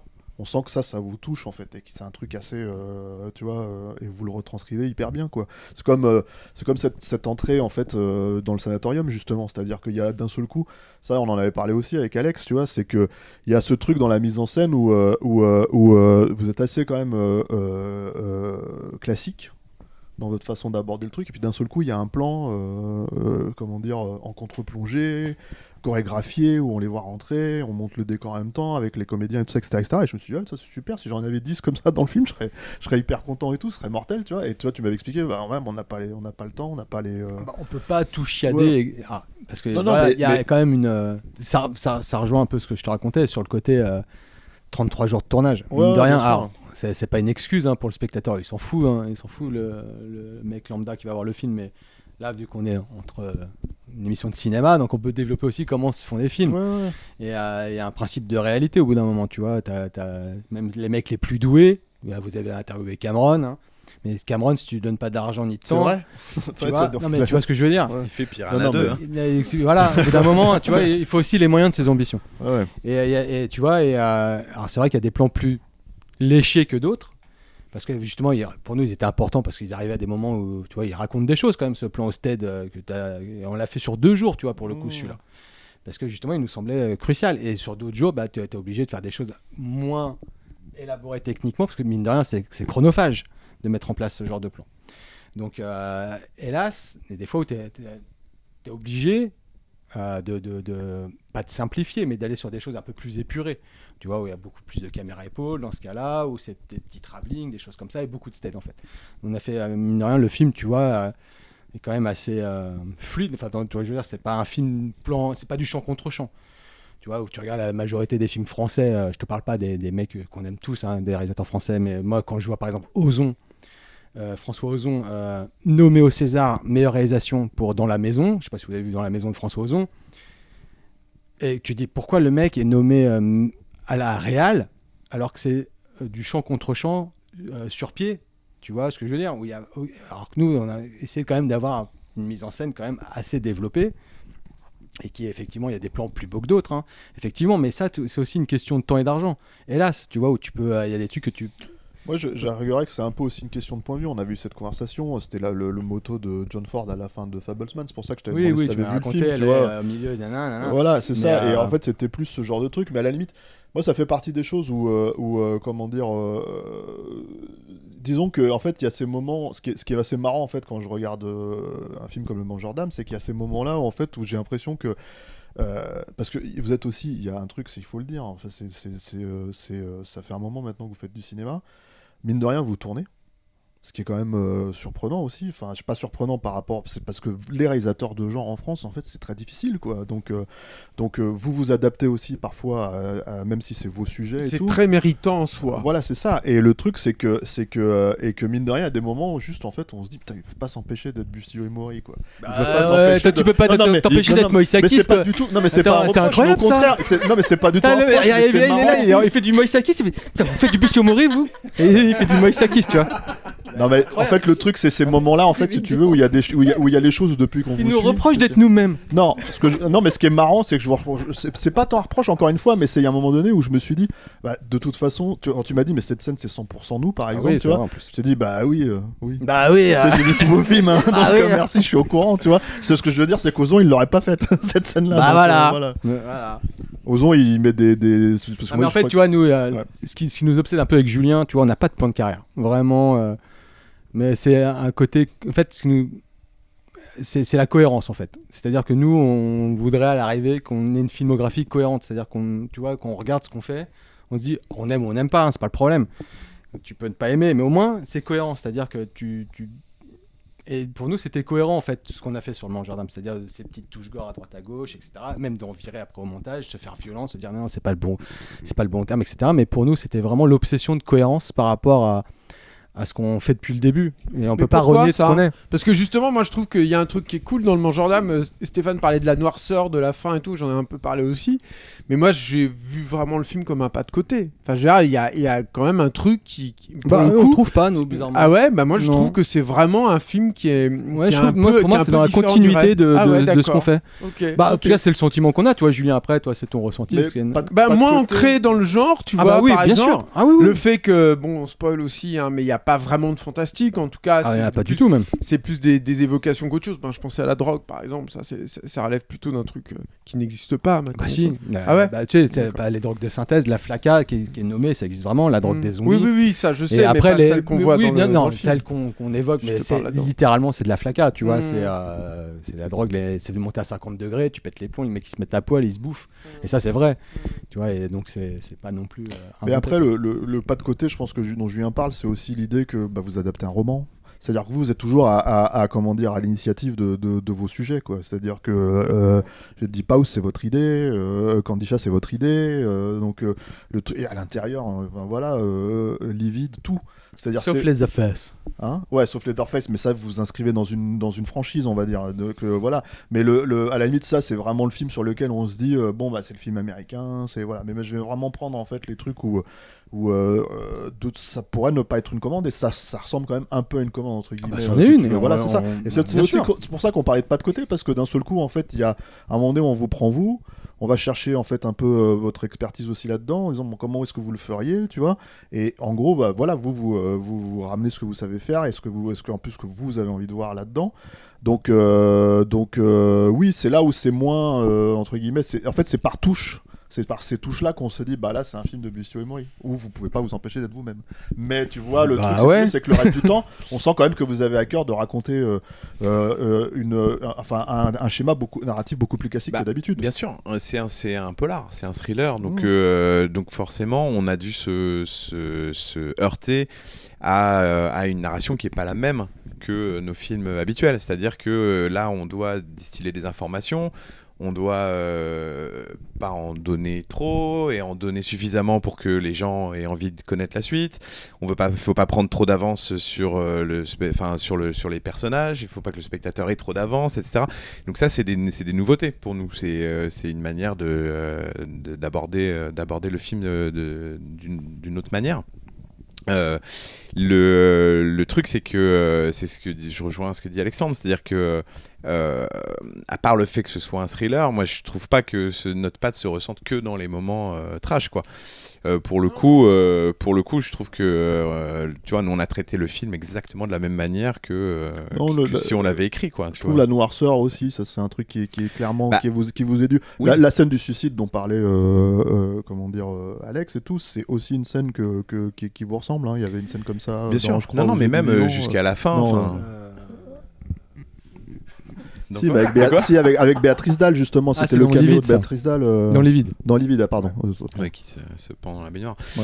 Mais non, mais bien sûr. Mais moi, je trouve que le film, il nous ressemble, quoi. C'est-à-dire que quand tu regardes bien tous nos films, je trouve que dans celui-là, il y a une grosse touche de mélancolie et de poésie macabre. La fin du film. Je trouve que c'est vraiment du nous, quoi. C'est-à-dire que c'est ce qui nous plaît. Tu vois, il y a une vraie poésie mélancolique. Donc nous, oui, même si c'est une commande, moi je l'ai pas du tout, on l'a pas vécu comme tel, quoi. Oui, puis c'est différent en France, une commande qu'aux oui, États-Unis. Bien sûr, on a les mains libres sur tout, quoi. Donc. Et justement, en fait, moi j'avais une question par rapport à ça, parce que mine de rien, les statuts de cinéma, de réalisateurs de genre en France, et vous avez quand même beaucoup résisté au cinéma américain, c'est-à-dire Vous n'y êtes pas allé, vous avez mis du temps à y aller, vous avez eu l'expérience que vous avez eue aussi avec Nuit Image et tout, enfin avec Millennium, enfin je sais plus. Bref, le truc c'est que est-ce qu'il y a un truc où vous avez le sentiment qu'on vous remettez votre statut en question à chaque fois ou pas? Je pose cette question-là parce que vous avez eu le succès avec Deep House, par exemple. En plus, à un moment donné où c'était pas garanti parce que les salles étaient pas à pleine capacité, parce que c'était compliqué, tout ça, etc. Mais le film suivant, il sort directement en vidéo. Ce qui est bon, pas forcément Kandisha, qui est pas forcément je sais pas si c'est un signal particulier. C'est la faute à pas de chance en l'occurrence. En fait, c'est à l'envers. C'est-à-dire que Kandisha est sorti avant en VOD. Et non, il est sorti après. Non, parce que il y a eu non, il est sorti avant. Non, il est sorti après, on a fait l'émission de vidéo. Non, il est sorti avant en VOD et après en vidéo. Et nous, on a fait l'émission au moment de la sortie vidéo. Parce que Deep House, il est sorti en salle à la levée des jauges. Vous me demandez si vous avez des questions sur vos films, vos tournages, je suis là pour ça. Non, nous, on l'avait fait à la sortie en édition physique. C'est ça, exactement. Mais du coup, il est sorti à cause. Vous l'aviez tourné même avant Deep House, du coup. Ouais, ils sont sortis. Mais là, c'était. Le premier film, c'est à l'intérieur. C'est ça. Non, mais pour Kandisha. C'est ça. Non, mais ouais, le truc, c'est que ce que je voulais dire, c'est vraiment par rapport à l'idée de entre guillemets, de remettre son statut. C'est que pour les spectateurs, pour les gens du métier, t'as Deep House qui sort, qui est un succès. Ensuite, il y a Kandisha qui débarque direct en vidéo la même année. Vous, en fait, voilà, c'est comment est-ce que vous, justement, quand vous abordez un film comme celui-là, où c'est quand même votre film le plus entre guillemets grand public, je pense, non, Le Mangeur d'âme. Ouais, on peut dire ça. Ouais. Bah, dans le sens où effectivement, c'est pas l'intérieur. C'est pas automatiquement un film fantastique, ce qui est déjà un truc qui peut pas mal rebuter les gens et tout. Voilà, donc en fait, comment est-ce que, il y a pas, c'est pas un questionnement pour vous. Il n'y a pas un truc où vous vous dites là on met un peu notre statut en jeu. Non, pas du tout. Je sais que par exemple Alexandre Aja, tu vois, très clairement, quand il a dû faire ces deux films, ce qu'il appelait les films perso comme Horns et Louis Drax, il m'a expliqué qu'il avait vraiment il s'est dit le prochain je peux pas le rater. J'ai eu deux pas de côté entre guillemets justement et le prochain il faut que je revienne à ce que je sais faire pour que les gens me le voient. Tu vois, dans un autre système évidemment. Dans un autre système, Aja c'est pas entre guillemets un français maintenant. Ouais. Tu vois la façon dont on n'est pas soumis au même diktat du jugement du box-office aux États-Unis. Tu te plantes en tant que réal, tu peux être foutu de côté pendant des plombes. Là en France c'est pas du tout ça. Tu vois, vraiment pas. Autrement on aurait arrêté le cinéma dès notre premier film parce que tu vois à l'intérieur ça a fait 80 000 entrées. Et Livide et aux yeux des vivants, tu divises par 3. Donc tu vois, on n'a rien fait en termes d'entrée. Mais heureusement, en France, t'es pas jugé que là-dessus. Et, mais non, tu vois, nous, on s'est pas dit, déjà, on était content du succès relatif de The Deep House en salle. Et Kandisha, c'est un peu particulier. C'était pas pour nous un échec. Même, c'était une bénédiction, cette sortie, parce que le film, justement, alors, c'était lié à un moment particulier, c'était la crise du Covid, qui fait que le film devait sortir en salle, distribué par SND qui produisait le film. Et SND, en fait, avec le Covid, donc la fermeture des salles, après la levée des salles avec les jauges, etc., ils étaient en panique. Mais quand je te dis en panique, c'est qu'en fait, ils ont tous les films qu'ils avaient sur leur line-up, Kandisha compris, qui devaient sortir en salle, peut-être pas non plus dans 400 copies, bien sûr, mais comme n'importe quel French Fryer. Et ils nous ont tous dit, mais les gars, nous, on sort plus rien, on sortira que un truc qui marche sûr, et c'était Kaamelott. Tu vois, donc, et après, et nous, à ce moment-là, on s'est dit, putain, le film va pas être visible, en fait. Et qu'est-ce qu'ils vont en faire? Parce qu'ils mettaient plein de trucs comme ça sur les étagères en disant, on sait pas ce qu'on en fera, on verra comment tout ça va se décanter avec le Covid. Et en fait, quand le film est enfin sorti, c'est-à-dire en copie physique, pour nous, c'était un vrai soulagement. Et parce que, mais là, tu vois, c'est pas une question de ça marche ou pas. C'était dans un contexte tellement particulier, avec les interlocuteurs étaient vraiment, ont changé de discours du jour au lendemain. C'est-à-dire que nous, Kandisha, à aucun moment, c'était prévu pour être un DTV, tu vois. Mais ça l'est devenu, hélas, par la force des choses, tu vois. Donc, et ça nous a pas, en tout cas, entre guillemets, empêché de continuer à travailler. Tu vois, le film est moins connu. Tu vois, beaucoup de gens ne l'ont pas vu. Mais en tout cas, nous, ça n'a pas été un frein. Et on n'est pas du tout dans la même posture qu'Alex Aja, qui disait on n'est pas du tout dans le même registre de budget que les films d'Aja. Tu vois, Crawl, c'est 15-20 millions de dollars. Tu vois, c'est pas... Nous, le Mangeur d'âme, c'est 3 millions. Tu vois, donc, et The Deep House, c'est 4,5 millions. Tu vois, donc on est toujours dans des jauges de budget qui fait que nos films, même si c'est pas des cartons, sont rentables en fait. Ils sont rentables parce qu'ils vont très très bien à l'étranger, ils s'exportent très bien. Tu vois, The Deep House, il a été remboursé avant même d'être sorti. Tu vois, Bloom l'a acheté, mis 2 millions de dollars sur la table, c'est déjà la moitié du budget de rentabiliser, tu vois. Donc, qui fait que on serait à la barre de budget à 30 patates et on ferait des fours. Là, je te dis, ouais, je comprends Aja quand il t'a dit ça. C'est vrai que Aja, lui, il était habitué à faire la colline, ça marche, à faire Piranha, ça cartonne, etc. Donc après, il arrive avec Louis Drax, qui est un DTV. Ouais, là, tu dis, ça fait chier. Mais nous, on n'est pas du tout dans cette cour-là. Tu vois, nous, on est dans une division... Non, mais vous avez quand même la volonté d'aller un petit peu plus haut aussi, c'est ça le truc, d'avoir des meilleurs budgets, des meilleures choses comme ça. On ne réfléchit pas en termes de budget, nous, tu vois, on réfléchit en termes déjà de ce qu'on nous propose ou ce qu'on a en tête, et après, comment on va réussir à le financer, combien on va réussir à avoir d'argent. Tu vois, évidemment qu'on voudrait de l'argent, comme tout le monde, hein. On aimerait bien avoir 10 millions d'euros comme du Cobu, tu vois, passe au vert, pour faire, tu vois, j'ai vu le budget du Cobu il y a pas longtemps, je fais 11 millions d'euros, mais qu'est-ce qu'ils font? Tu vois, mais en tout cas, on réagit pas comme ça, enfin, on réfléchit pas comme ça en fait. Donc, on écrit ce qu'on aime et après, on fait budgéter, on essaie de voir et puis généralement, c'est vrai qu'on écrit des films on n'écrit pas Star Wars à chaque fois, tu vois, on écrit des films relativement à budget modeste, tu vois, donc qui fait que à l'arrivée, les producteurs ils s'y retrouvent en fait.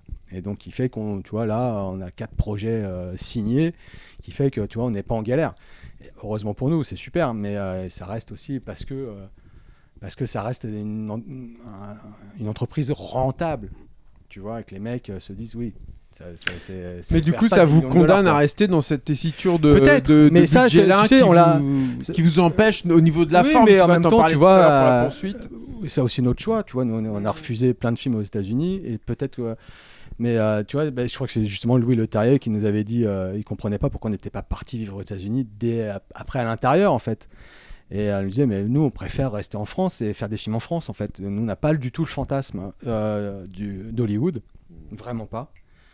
On a plus c'est un discours qu'on a tenu dès l'intérieur avec Julien. C'est peut-être prophétique parce qu'on s'est toujours dit nous on préfère faire des films toute notre vie à 4 millions d'euros mais qu'on contrôle plutôt que de se faire des trucs à 30 millions ou alors où tu es un yes man où tu fais juste en fait tu es juste engagé comme technicien, ce qui nous est arrivé sur Les Orfèvres, on l'a compris qu'après en fait les nuances, tu vois, en fait ah oui d'accord, pour vous réal c'est sur plateau, une fois que tu sors du plateau non mais t'as fait ton taf, toi t'as fait les rushs, tu vois ce que je veux dire, alors qu'en France on contrôle tout de A à Z et ça tu vois c'est notre force et peut-être que le prix à payer pour avoir ce contrôle absolu, oui, on sait qu'en France, on n'aura jamais 15 millions d'euros pour faire un film d'horreur, mais qu'on restera toujours dans des budgets relativement modestes.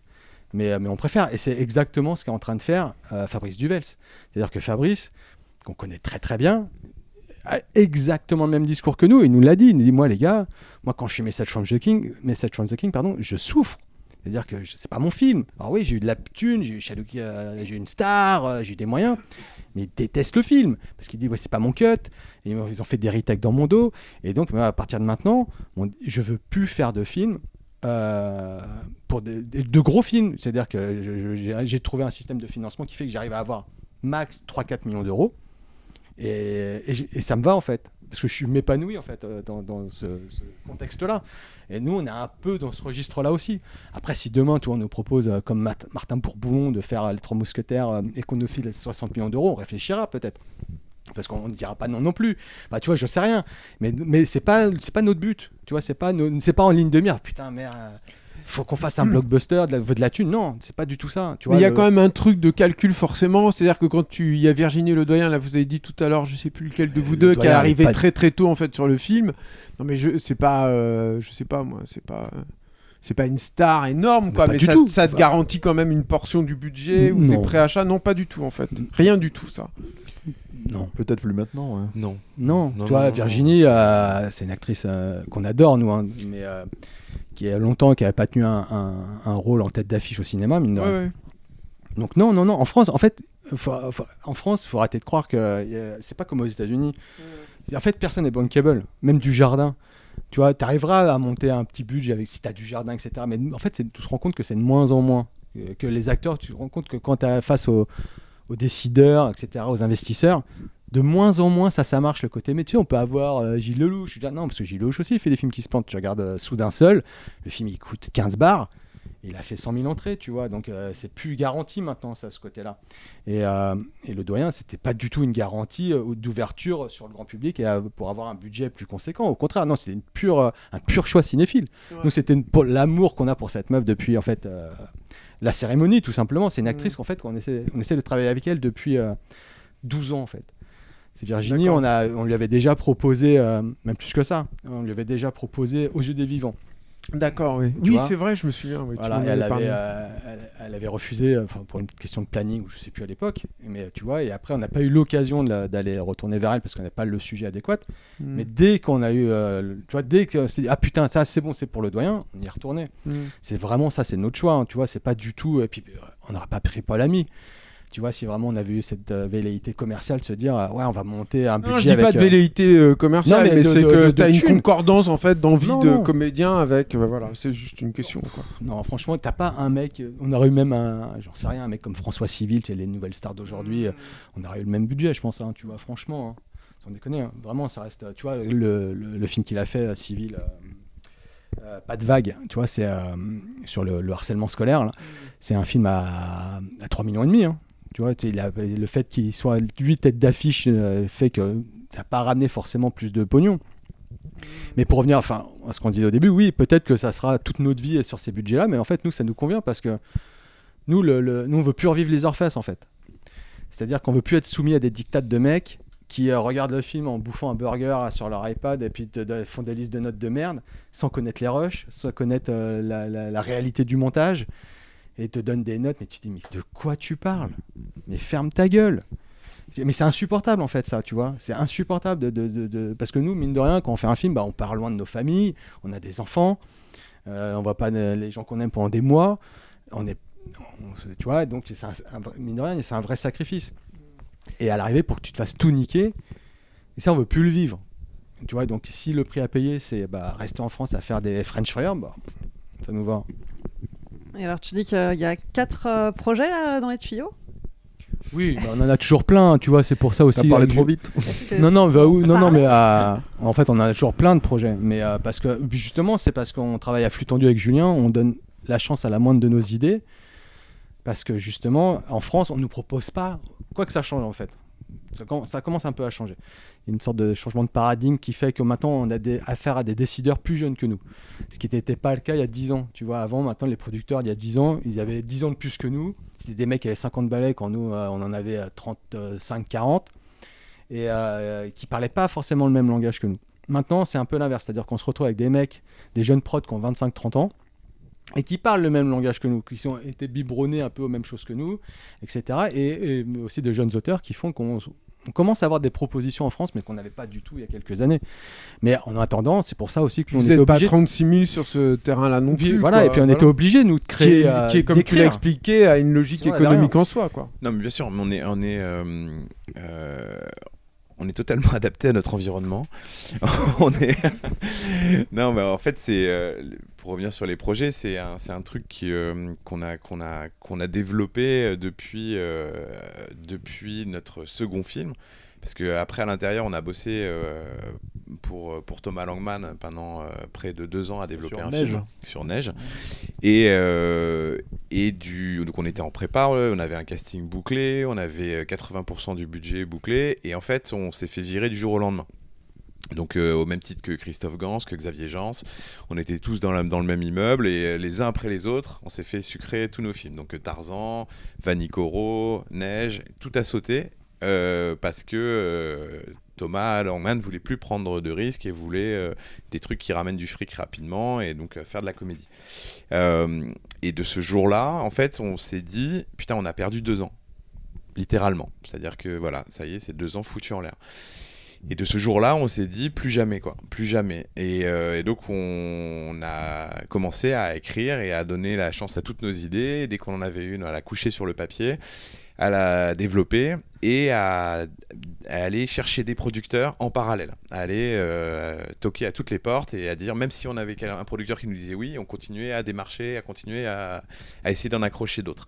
Parce que c'est tellement compliqué de monter un film, donc de lever un budget, de réussir à concrétiser une idée, que ça, voilà, tout peut sauter du jour au lendemain. Et donc on s'est dit, voilà, on avance 2 concerts tout en même temps, et donc c'est la force aussi d'être 2, c'est que du coup on a une force de travail beaucoup plus forte, plus importante, pardon. Et en gros, là c'est ce qui s'est passé, même quand on a fait Candy Deep House la même année, c'est-à-dire que c'était totalement unique pour nous de tourner back-to-back les 2 films, puisque on était en post-production de l'un et en prépa de l'autre, donc on a vraiment enchaîné les 2. On avait signé 7 projets. Donc 7 pour en avoir 2 qui existent, donc voilà, ça donne à peu près le ratio, et c'était une année exceptionnelle, hein. Et donc là on fait la même chose, c'est-à-dire que sur ces 4 projets, il y en a, ils sont à différents stades de développement. Il y en a un qu'on nous a proposé, il y a un projet américain, il y a des projets français. Ah bon, quand même. Ouais. Vous y retournez avec des producteurs beaucoup plus cool. C'est-à-dire qu'avant de dire oui, on est allé tâter le terrain. Donc c'est pas Millennium, parce qu'il faut savoir quand même que Leatherface, si les gens ne connaissent pas Millennium, bien sûr, c'est Millennium, c'est les Weinstein en pire, en plus cheap et en pire, en moins connu. Donc tu vois, il n'y a pas le côté. En moins d'Oscar. En moins d'Oscar. Ça c'est sûr. Ouais, c'est ça. Mais voilà, c'est très dur de bosser avec des Millennium, hein, vraiment. Tu vois, par exemple, à titre d'exemple, Aja, lui, nous avait dit, moi les gars, Millennium, quand ils me proposent des projets, j'ouvre même pas le mail. Tu vois, je regarde même pas ce que c'est. Il y a certains prods, c'est non. Tu vas le mettre dans la sauce là, arrête. Non, mais c'est lui qui le dit. Puis il s'en fout. Hein, je pense que puis Millennium maintenant, c'est quoi Millennium? C'est plus rien. Tu vois, c'est Expandables le dernier. C'est le Red Sonja qui va arriver, à mon avis, qui va être. Il n'y a plus grand chose quoi qui se passe chez Millennium. Et puis nous, on s'en branle, on les emmerde, hein, Millennium, puissamment, hein, tu vois. Maintenant, on s'en cache plus. On avait joué le jeu lors de la sortie de Leatherface, mais ça, c'était par respect pour Lionsgate, d'être voilà, poli. Mais très vite, une fois que c'était passé, après, on a dit, les mecs, ils disent même pas les scénarios, donc qu'est-ce que tu veux faire? Qu'est-ce que tu veux faire avec des prods qui te disent en fin de montage, en regardant ton film, ouais, j'aime pas le début, j'aime pas la fin. Il fait, mais mec, c'est le scénar. Ouais, mais je l'ai pas lu. Je fais, ah. Donc là, t'es un peu battu, tu vois, et ça, c'est plus possible de vivre des choses pareilles. Tu vois, c'est impossible. Donc là, oui, effectivement, on a accepté un projet américain qui sera sûrement notre prochain film, on espère, mais avec des producteurs, alors, qui effectivement sont américains, c'est-à-dire qu'on n'a pas le final cut, ils nous le disent, hein. Mais au moins, tu vois, on met les choses clairement sur le papier avant, de façon un peu plus intelligente, et avec un vrai discours derrière, où tu sens que c'est pas du tout le même qu'on a eu face à Millennium, parce qu'au moins déjà ils connaissent le sujet duquel on va parler, tu vois. Ils connaissaient même pas le scénario, les mecs. Ils ont découvert au montage. Donc là, au moins, tu vois, on travaille d'une façon beaucoup plus intelligente avec des gens beaucoup plus respectueux, heureusement, et qui sont aussi, ce que je disais, ce changement de paradigme, parce que c'est des mecs de notre âge, voire un peu plus jeunes. Alors que Millennium, Avi Lerner, il a 95 ans. Avi Lerner, tu le vois, moi j'étais à l'hôtel avec lui dans l'ascenseur. À un moment, je me retrouve avec Avi Lerner dans l'ascenseur de l'hôtel en Bulgarie. Pour te dire à quel point le mec a investi dans ses films. Je rentre dans l'ascenseur, il y a Avi Lerner, je fais bonjour et tout. Il me fait bonjour. En fait, je capte qu'il voit pas qui je suis. Alors, je suis le réal du film pour lequel il est là, tu vois. Je fais waouh, le mec, il sait même pas qui on est, tu vois. J'ai passé l'ascenseur avec Avi Lerner, tu vois, et qu'il en avait rien à foutre en fait. Il dit bonjour comme j'étais un couillard. Il est quand même arrivé sur le set et voir la maison des Sawyer, et il fait waouh, putain, le repérage que vous avez fait, vous avez trouvé la même maison qu'au Texas, quoi. On était en Bulgarie. On lui fait, t'es sérieux que c'est une vanne? Et le mec il fait non, putain, elle est vraiment incroyable. On lui fait viens voir derrière. Alors c'était 2 feuilles de décor, quoi. Tu vois, et le gars n'était même pas au courant, tu vois, genre il montre le niveau d'investissement, quoi. Enfin bon, bref, on va pas parler de Leatherface maintenant, quoi. Donc au moins ça vous permet de continuer, quoi. C'est-à-dire en fait quand tu dis quand vous signez 4 projets comme ça, il y a quand même la notion que vous vivez dessus aussi, même s'ils se font pas forcément, vous avez un peu de bien sûr, oui, évidemment, bien sûr. Non, faut qu'on vive. Oui, on arrive à en vivre, hein, et plutôt bien, ça, on n'est pas du tout à plaindre, hein, vraiment, on se plaint pas du tout. Nous, on a la chance de vivre de nos films, tu vois, on peut rien demander de plus, hein, franchement. Oui, plus de budget, plus de temps pour encore mieux faire les choses, évidemment, mais si le prix à payer, c'est tu vois, donner son cul entre guillemets, c'est pas possible. Et tu vois, non mais vraiment, tu vois, regarde Vanitschek qui part à faire Evil Dead, nous, tout ce qu'on lui souhaite justement, c'est pas tomber dans les pièges dans lesquels on est tous tombés. Et on l'a contacté, Sébastien, et tu vois, et il disait à Julien, moi les gars, je me suis inspiré de votre parcours à tous les mecs qui sont partis depuis, que ce soit les Valettes, que ce soit les Palumoro, que ce soit nous, Aja, et on s'est tous cassé la gueule à part Aja. Même Casso, tu vois, Babylon AD, c'est... T'as d'ailleurs, merde, j'ai oublié de tourner fucking Kassovitz, mais tu vois, mais enfin, tu vois ce que je veux dire. On est chez nous, là. Mais en tout cas, je sais plus, j'ai perdu le fil du coup. Tu parlais de Vanitschek. Oui, voilà. Et donc, tu vois, lui, on espère justement qu'il tombera pas. Bon, il est avec Sam Raimi, etc. Et en tout cas, il s'inspire de nos erreurs, il nous l'a clairement dit, hein, pour essayer de pas refaire les mêmes. Parce que nous, le malheur qu'on a eu sur Leatherface, c'est de pas avoir couché noir sur blanc.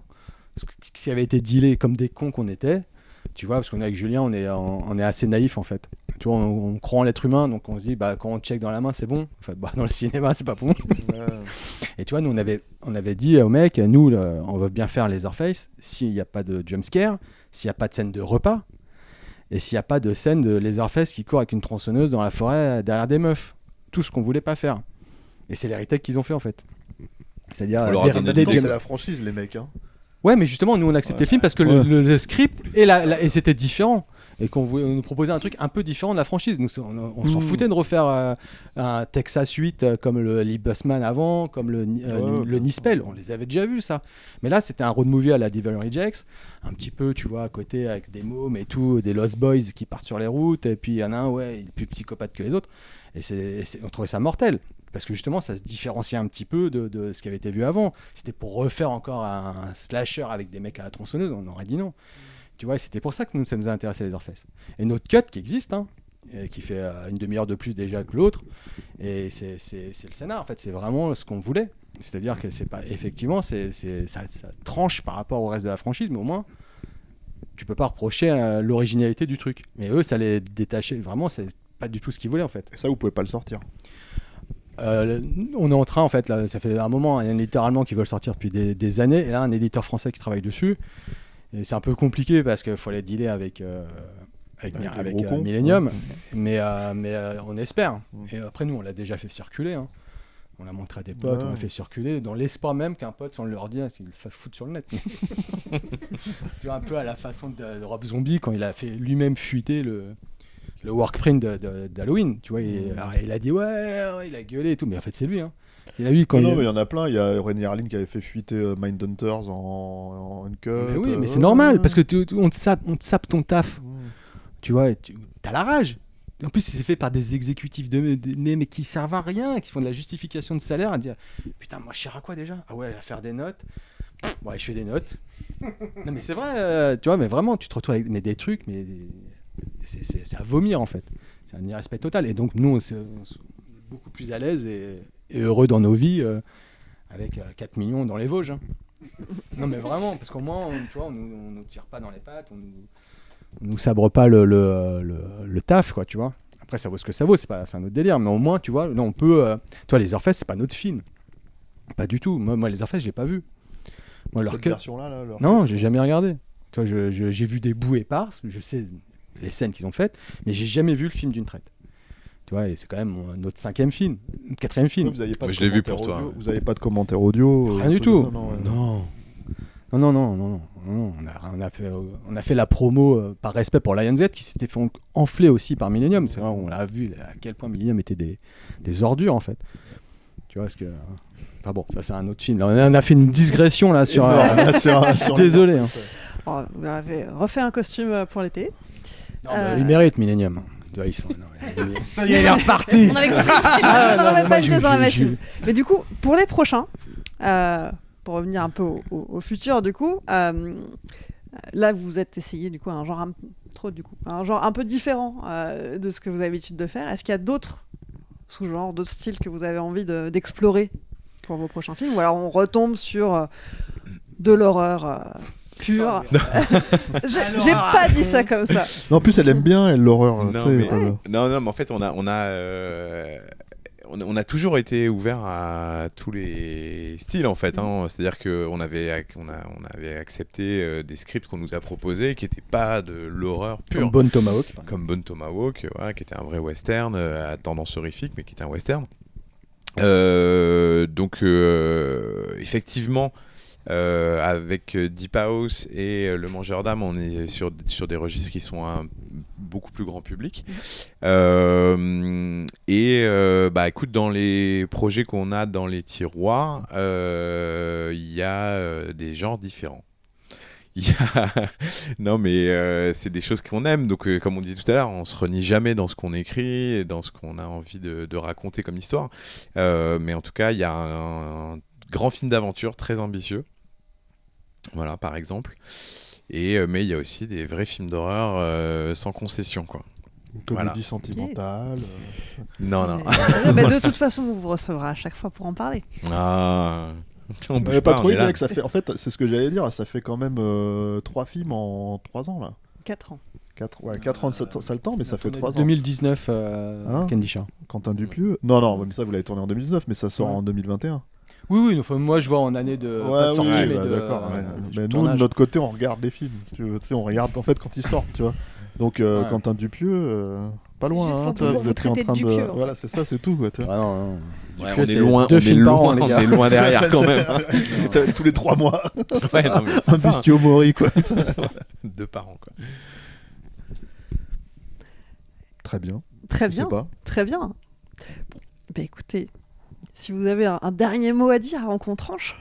Allez voir le film. Ça sort dans combien? Vous savez pas dans combien de copies ça sort? On en avait parlé un peu en entrée. C'est au moment où on enregistre, je veux dire.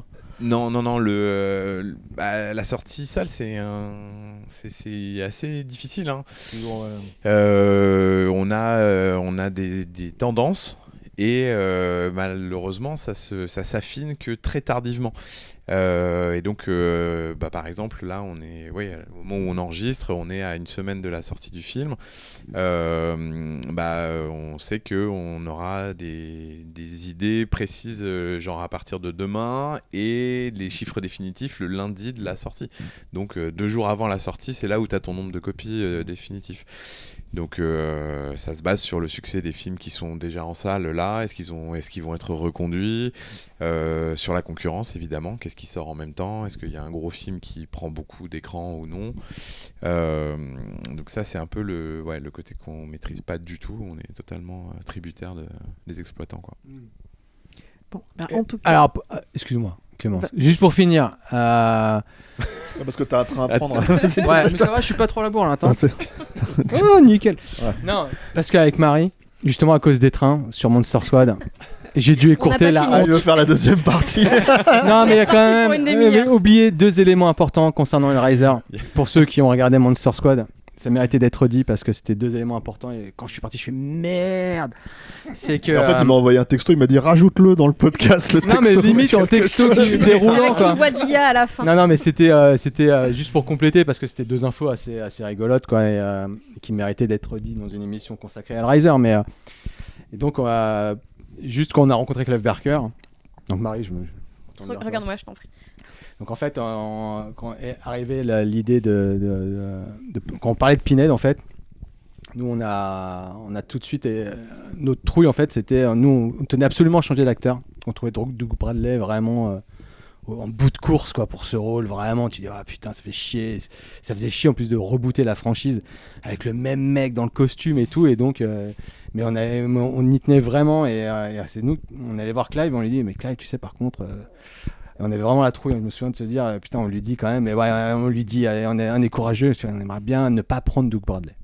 Et le mec fait mais mortel, vous avez trop raison, maintenant il est trop vieux, il fait chier.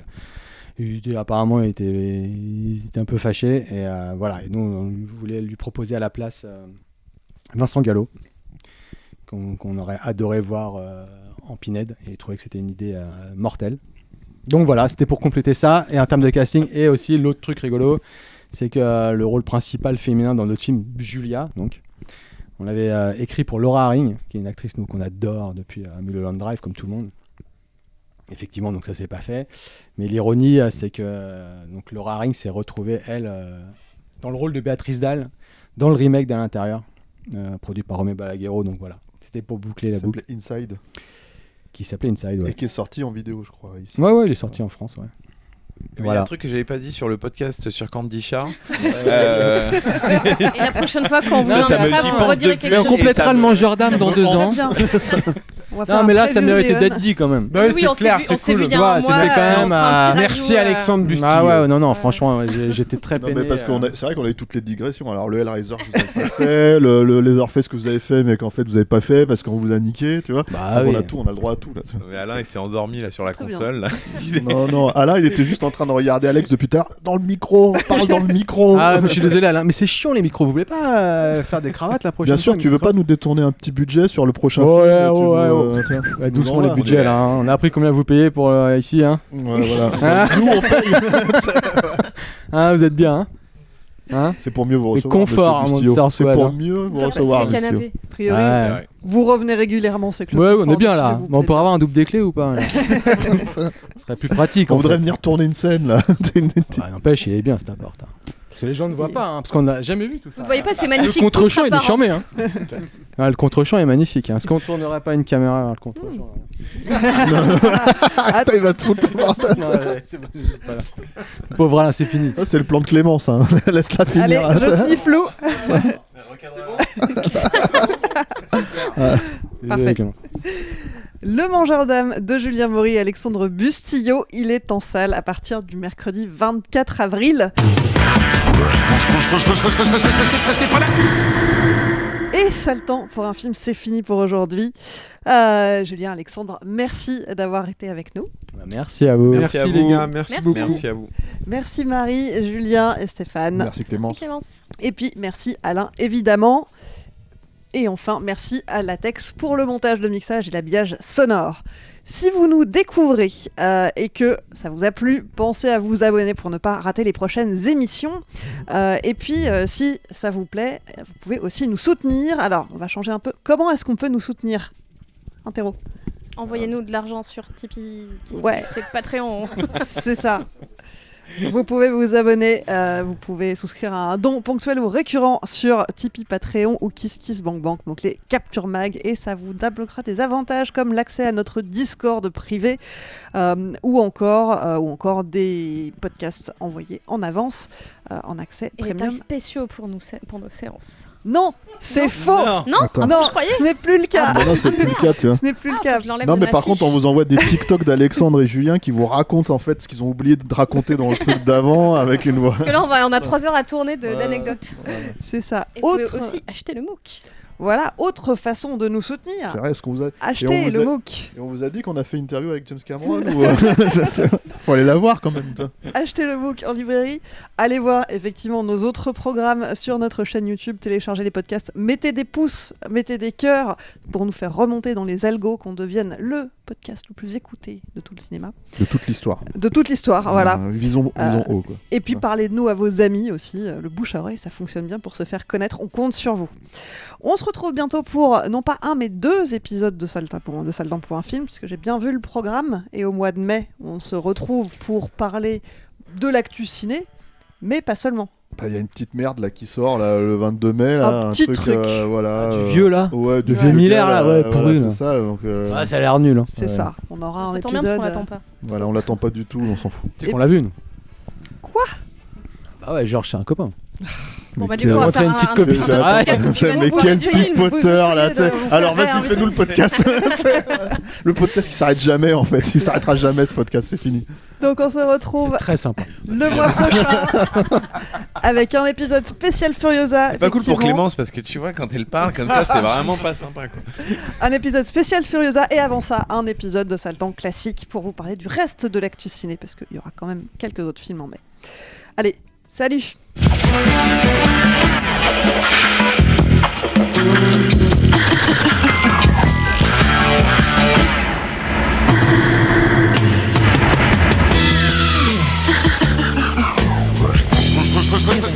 Restez pas là, y'a rien à voir, dégagez!